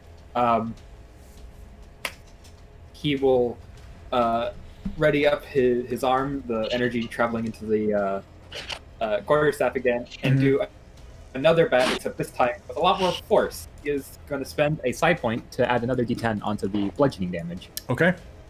I have to specify before it hits. Does that hit? That unfortunately does not hit. Check. Because you did not have advantage on the attack, correct? Nope. Not for any I reason don't that know I where know I'd get of. it from. Yeah, exactly. Yeah, So no, you miss. The sphere sort of just like rolls by, and the problem was you were aiming a little bit higher for center mass because it had reared up, but it just sort of falls back into place on all fours and just barely zooms over its back and collides with the cliff wall. Grumbles a little bit. At least I can see it now. Anything else? Yep, that's his turn. Okay. That's his turn. Gwen. She does a little snarl. And I'm gonna do is it an action to channel divinity? Yes. Well, it varies from channel divinity to channel divinity. Okay. I suppose is the correct answer. Most of the time, it is pretty frequently in action. Okay. But in your instance, let's go find No, out. this isn't the right one. Because you have 2 different channel divinities. I'm looking at. I believe it's the first one without giving out any names, but I'm also heading that way. The first one needs to be done when you roll initiative. Oh, it does? That's what it says. Literally the first 4 words.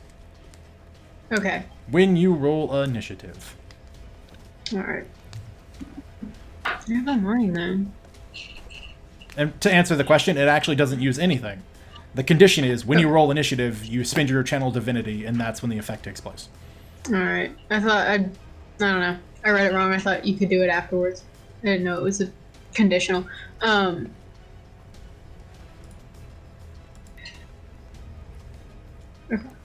Nope. Alright, I am going to instead rush this bear, and I'm going to get within 5 feet of Kenneth to get me some sweet advantage on hitting things. And I'm going to use Divine Smite to try to get this bear, because it would do more damage anyway. And I'll just pop that right in chat. Yeah, for the record, as newbie paladin players often find out, you don't have to declare it before you attack. You declare it after you've hit.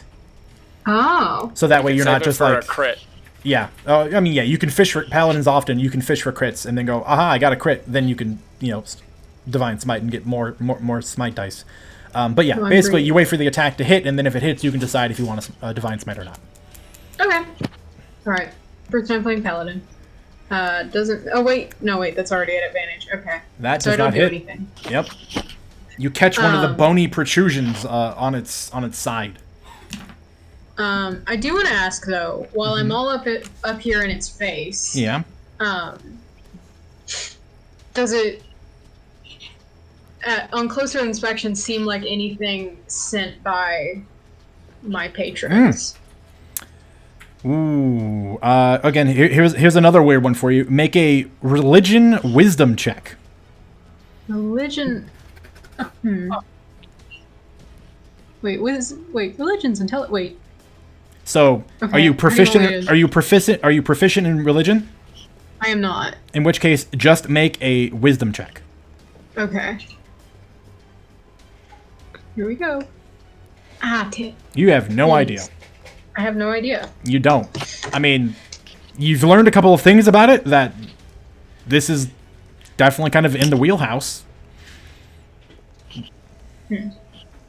Well, might have to give it a harder once over once it's dead. So that's my turn. I did Okay. nothing. In which case, Edelweiss. Okay. What have you done? Just as still like keeping pace with Nikolai, and I'll just blast again. Blast it. Mr. Blast. This is technically here. How does the bear look? Pretty beat up. Okay. The couple of wounds that it suffered from various attacks, such as from these beam attacks you see, and Kenna's axe wound, it's bleeding pretty openly. And the enormous scorch mark over its body, it's already cracking and looks like it's just beginning to ooze this unpleasant black ichorish substance. The Eldritch Blast strikes home, again catching it just right in the front of its mass, tearing another hole into its chest where it begins to bleed. It's still alive, but it looks terrible. Is there anything else you're going to do this turn, Edelweiss? Nope. Okay. And we're back to the bear's turn. And the bear is super unhappy. The bear is going to attack the offender, which is Kenna. First bite attack. That basic math is hard some days. Oh, that just hits. Reconfirm with me, Kenna, your AC is 16?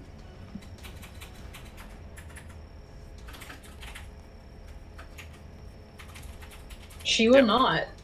Oh, maybe she will. I said yes. Okay.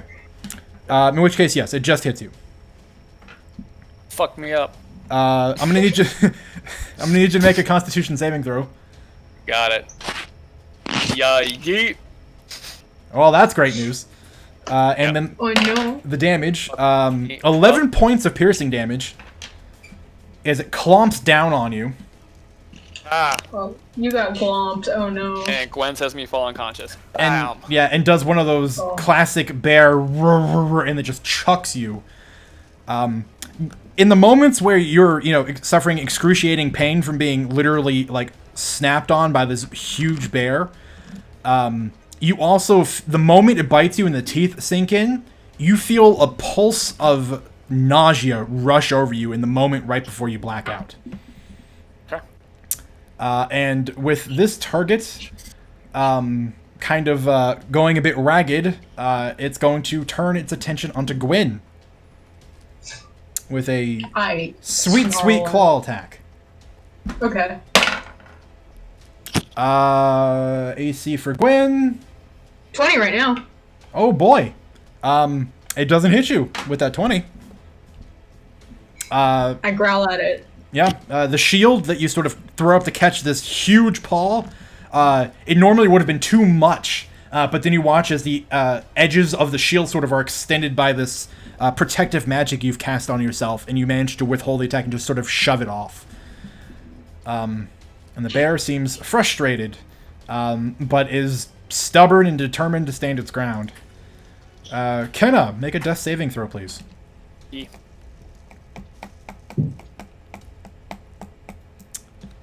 Okay. Nikolai. I am looking at things. Do something. Do It's like, anything. throw I a am bear. going to do It's like something. throw a bear at me. I need to look at it. Two things. Does this bear look like he's under 500 pounds? No. Okay. Bears are know what? heavy. Do you think this bear weighs less than Kenna? The answer is no. Look, gotta check. Okay. Yeah, no, this bear weighs a ton, and that's not figurative. I'd be what, 2,600 pounds, 2,700 pounds? Yeah, something equivalent. Yeah, it's a big nasty thing. Well, Nikolai will plant the torch in the ground there. Okay. Go over into the dim light, even though he still has light on him for some reason. Oh, sorry, because you were carrying the torch. Yeah, it's okay. Making sure that, yep. Do I see a rock near the bear or near me? Well, its back is to a cliff. But that's really far, and the torchlight's not very good. Just make an investigation check.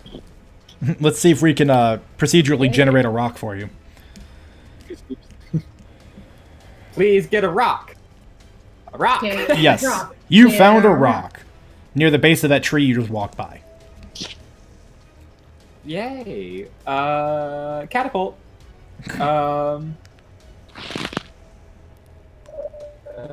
Yep. So, dexterity saving throw. Here's the wondrous spell. Yep. Yes, at level 1. This bear There is you go. very dexterous. I figured it out, you know. Goddamn circus bears. Natural 1. Ooh, and that's a 3d8. 3d8. Nice. Oh, nice. It's 8. Consistent. Nikolai, how would you like to do this? Ooh. You know, everyone loves a good old bonk. The rock just flies, and it's like throwing a rock at the side of a ship. It sort of just makes a ding, and then the bear falls over. Yeah, okay. The bear begins to rear up to bring, again, just the full weight of its assault back onto Gwen, the clear, obvious aggressor near it. It just rears up at at its full towering height, and is about to slam down the whole of its weight upon Gwen, when just out of nowhere, Gwen, you just hear a slight whistle, and then you just see this rock about the size of a fist just bonk it in the side of the head, and it does this and just sort of slowly tilts and falls. And ceases to move.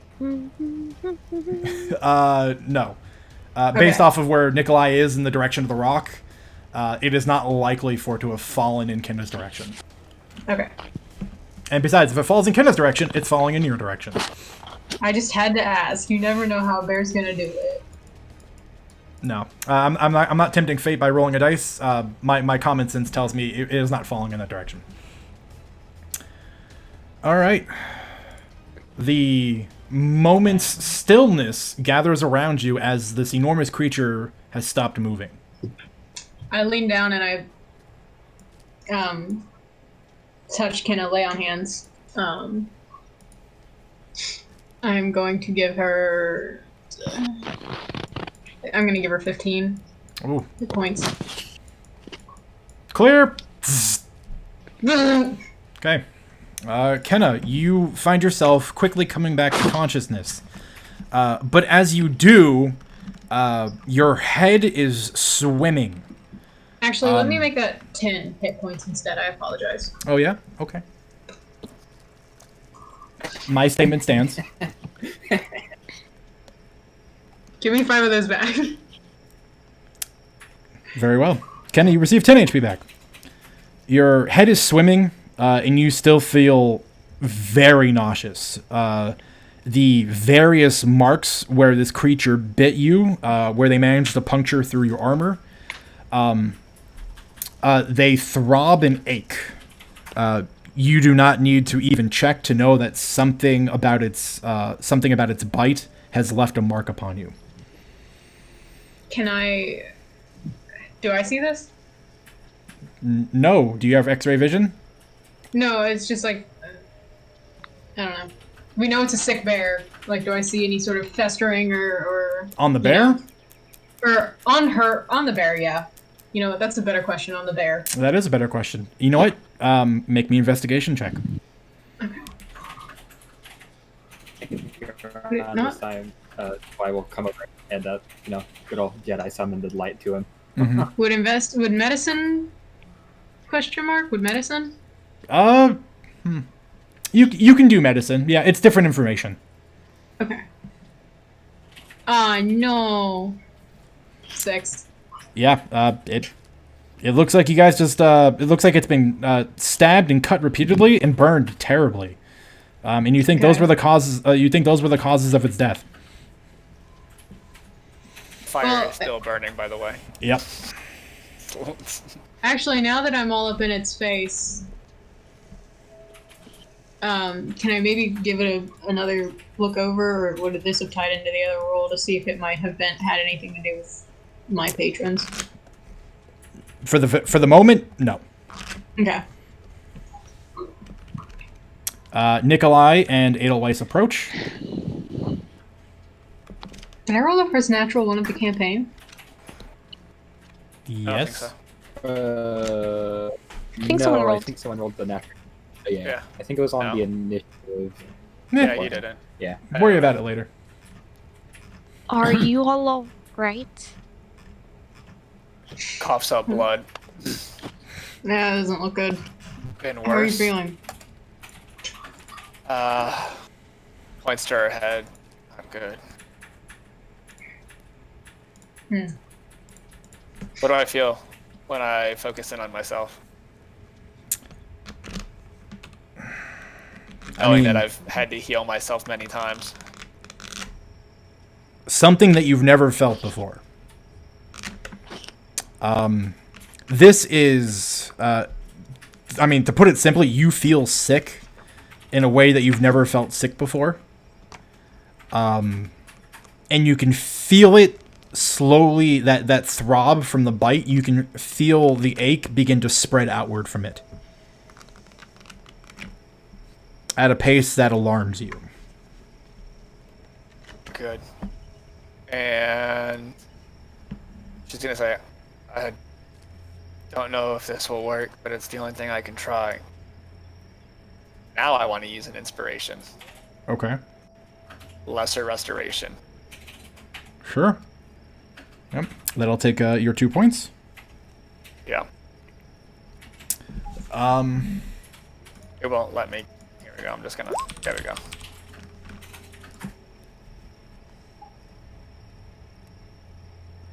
Okay. Do me a favor and roll d20, adding your spellcasting modifier.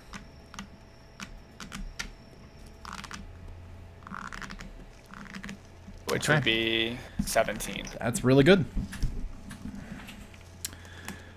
You summon an inner well of resolve, knowing that whatever this is that is afflicting you is bad.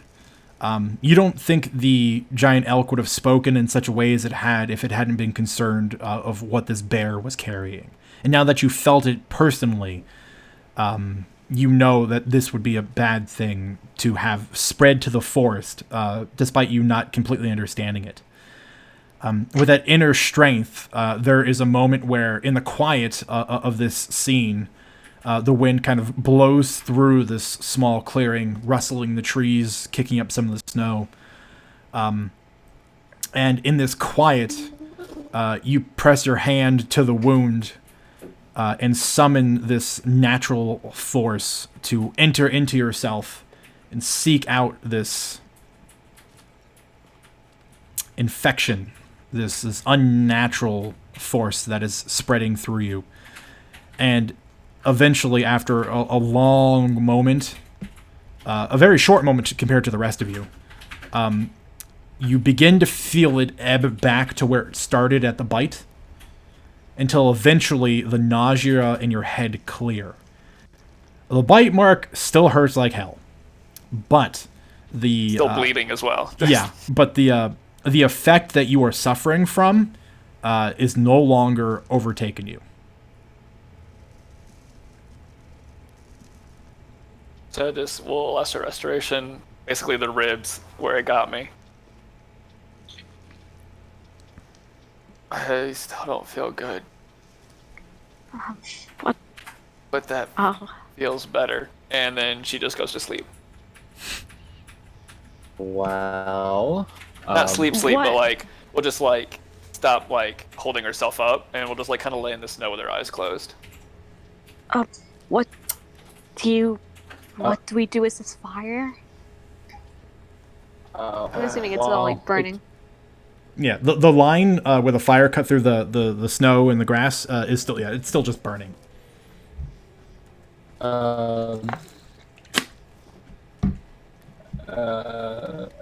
Can Nikolai, while sort of writing down how the bear looks, can he look and see if he's heard of anything like this, of how the bear looks and how Kenna has felt, seeing if he can connect dots or has heard of anything. I don't think, was Kenna telling everyone how she was feeling? No, she hasn't. So you don't know how Kenna was feeling. And someone, for the love of me, make an investigation check of the bear, since Nikolai is trying to do something. Please, Nikolai, make an investigation check. Can't give you information if you guys don't ask for it. Okay, that's pretty good. There you go. Looking over the bear, Nikolai.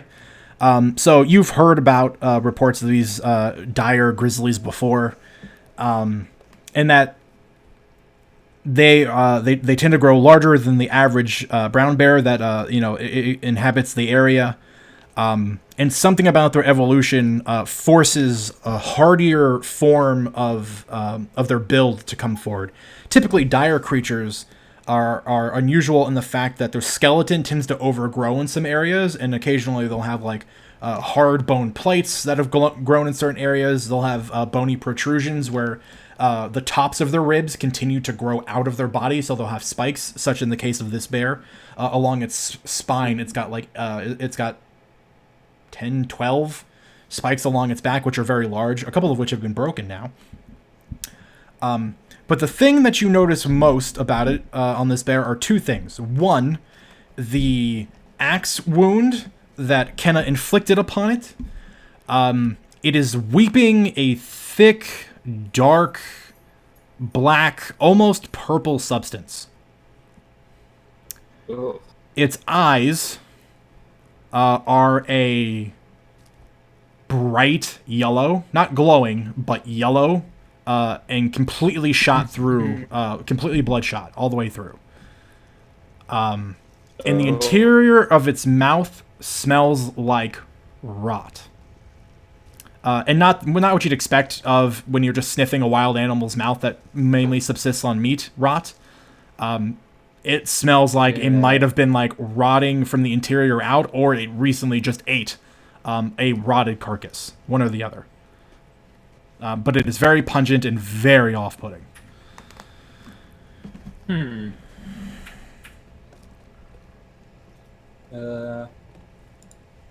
This bear is weird.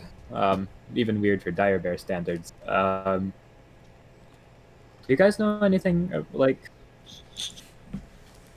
Sort of say to the sleeping Kenna, have you heard, quote unquote sleeping Kenna, have you heard of dire bears eating rotten things? If she Can She I? just keep her eyes closed and be like, not that I know of, but any starving creature will scavenge if they have to. That rings true enough for you, Nikolai? Yeah. And what about this ichor, this substance leaking out of it? You Can gave I it quite get- a wound. Can I get a closer look at both like the inside of its mouth and the wound left on it?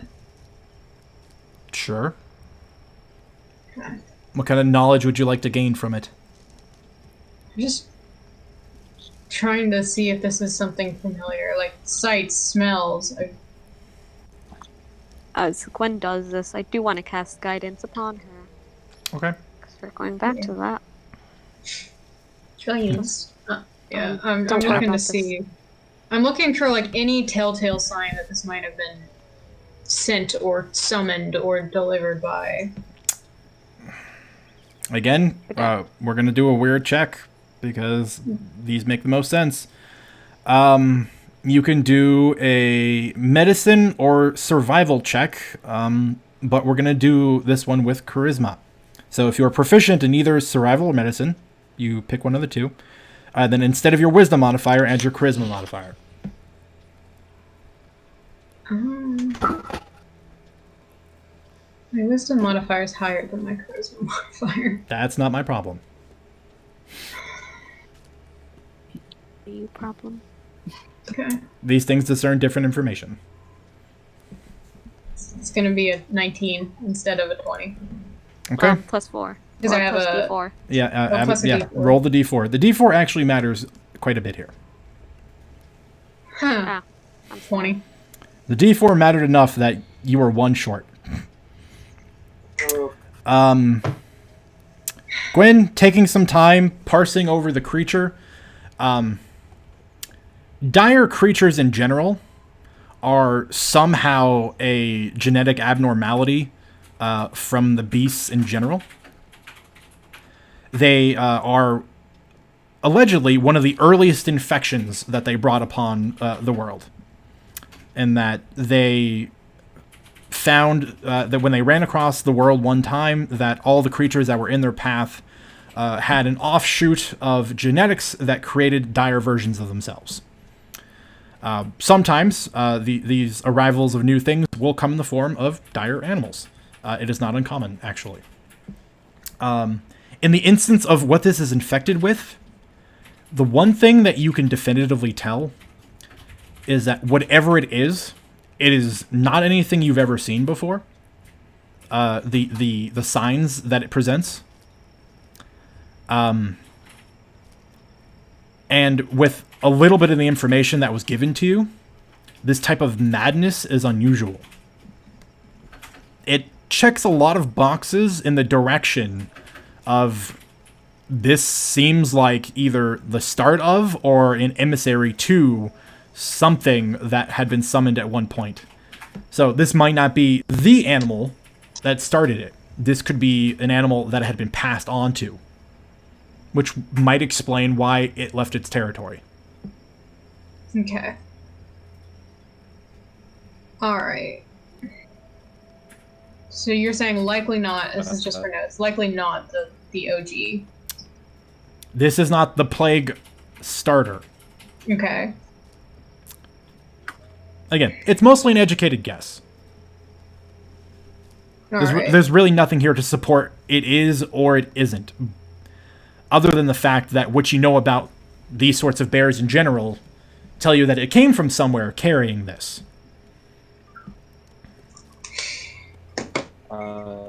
Wherever it came from, there's more like these. Could I identify it? Maybe that could garner some more information, or do you think we have learned what we could from this creature? It's also worth noting, it's still incredibly cold outside. If you'd like, I'll stop you. But, I would just as a general heads up, you guys can only gain the benefits of a short rest by this period of time, just so you're aware. You're only allowed one long rest per 24-hour increment. Okay. It's gonna sit up So consciously and be here. How's the smoke, by the way? It's not a raging forest fire. It's just the fire is winter, subsisting. But I thought the fire might be like more supernatural, that it might go further. No, there's too much snow. Okay, good. Like the fire is not going out despite the weather, but it is also not spreading because of the it's weather. not California. Poor timing, but yeah. Nikolai? Nikolai will, being careful of not touching any of the ichor or anything that looks like it could hurt him if you touch it, like a sharp spine or something, he will cast Identify on the bear corpse. Yep. Okay. The magic tells you that it's a bear corpse. Good. The beasts are known as... So, yeah, to make sure. So, identify. You choose one object that you must touch throughout the casting of the spell. You touch a smelly bear corpse for a minute. If it is a magic item or some other magic imbued object, you learn its properties and how to use them, whether it requires attunement to use, and how many charges it has. If any, you learn whether any spells are affecting the item and what they are. If the item was created by a spell, you learn what spell created it. If you touch a creature throughout its casting, you learn what spells, if any, are currently affecting it. It has no charges. It was not made by magic. It is not currently being affected by any magic. Well, actually, no, I suppose that's not entirely untrue. Nikolai, when you identify the bear body, that's probably not a sentence I'm ever going to say a whole lot of. You realize that there is an aura radiating from this creature. And it is doing its best to try to leave the body, but can only go as far, and you notice this, as the blood leaking from its body allows it to.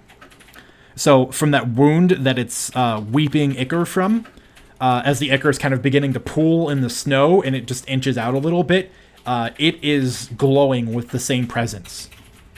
It's, and as simple as a word as can be put, it is virulent. Do not touch any of the ichor. It's when I identified the bear, it seemed to. This ichor has, like, the best way I could put it is like I guess you could say a virus, or it has that Disease. presence. Yeah, but it is somewhat magical in nature. What Not exactly exactly sure summoned? what type. Not to this, but possibly. I could feel it trying to there go may be- through my body. That was probably what it was trying to do, or in the way that this aura feels like it's probably trying to spread. It was probably trying to spread throughout you. So yeah. Is Good there a way to catch. eradicate these sorts of diseases? Absolutely. Yes. You have to completely 100% destroy it. By fire. Tends to be a good answer. So if Let's you want hear it. anything from this carcass, I would suggest you take it. Because say it will be returned to ash. I'd say it's best to be left. I'd rather not touch anything that comes from this. Are you alright then, Kenna? I could be better, but I have been worse. Looks to Gwen. So thank you. She nods. You need any attention? Should we Not right try now. to make Are a you still shelter? feeling ill? Yeah. Besides the pain from this asshole, no. Someone consider it sacred. Start to stand up. Probably was I sacred wouldn't consider it. before it was diseased. I wouldn't consider. I don't think anything would consider this as sacred. You'd be surprised. If anything, this would be an affront to nature.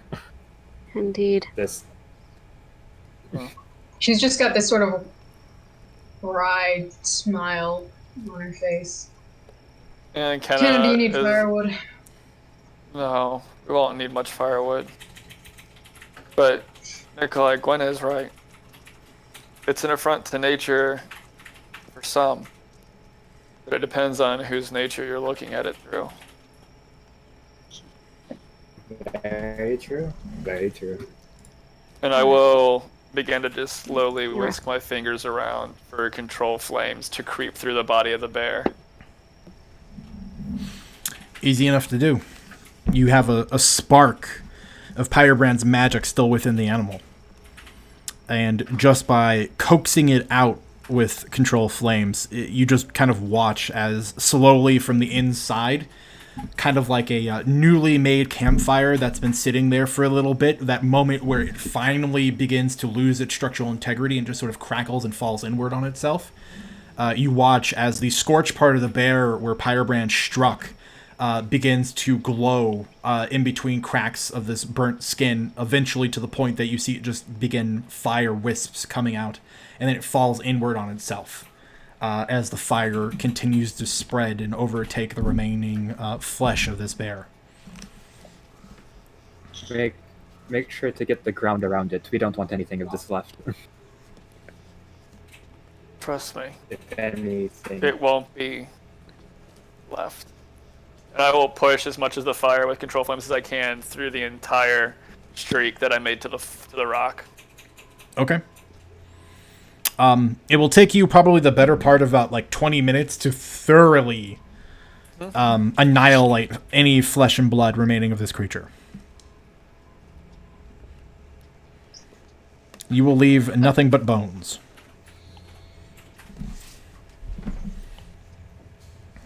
Bone and black sand. Yep. I'm burning through the snow all the way down to the dirt. Yeah, by the time it's done, that's all that's left. A horrific monument to this bear's death. In the form of jagged bone and ribs. Go ahead. Oh yeah, go ahead. I'm gonna reach down, and if there's any teeth left, I'm gonna pull out a canine. Yeah, there are teeth left.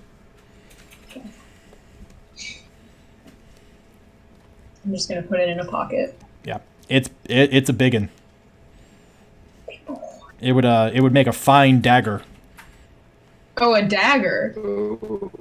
Damn. Yeah. That's a large tooth. This was a big bear. It's a big tooth. If it had bitten Nikolai, it probably could have swallowed him. One shot. Probably. A lot of things can, really, honestly. But yes, big bear, big teeth. Perks of being a manlet. Yep. How big is the skull? Large. If you hollowed it out, you could probably fit it for horse armor on the rear of a horse. That sounds metal as heck. That's amazing. I almost want to do that. No, we don't have time. I almost want to do it though.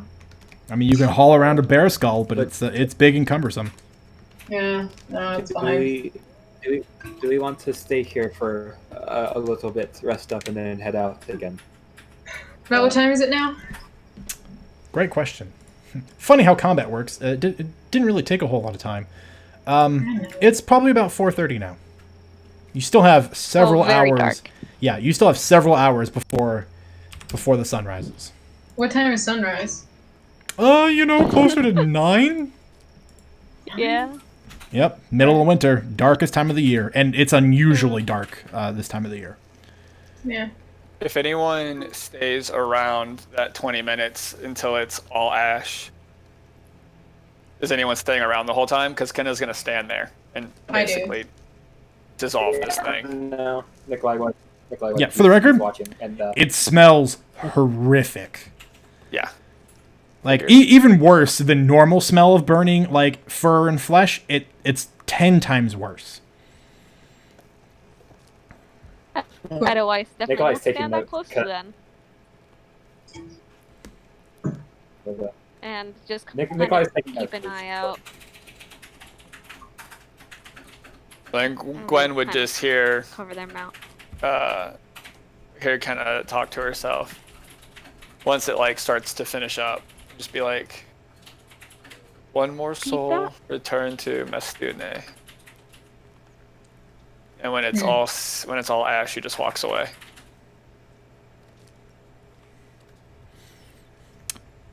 Gwen, before you step off, and there's when you're reclaiming when you're claiming that canine from the bear, you see in the remnants of this dire bear's skeleton and the ash that is left behind, burned down to the soil, amongst its remnants, you see just one small little seedling sprout. Against all logical nature. She just smiles. Again, just wryly. And takes her tooth. And... do I recognize? I guess not really. Do I recognize it? What kind of plant it is? No. It's just literally a tiny little sprout with 2 leaves on it. Just a sprout. Yeah. Alright. Yeah, she just smiles and takes her tooth and turns to go. And as our timing demands, as you guys gather yourself and your horses, take a breather after warming up on the carcass of a bear, you will begin or re-begin your trek back towards Stenmer in the at the foot of the Titan's Horn mountain range to the west of you. Now that this dire bear threat has been dealt with, and we'll see what happens next week. So far. So far. We just finished, and so far away. And that is that.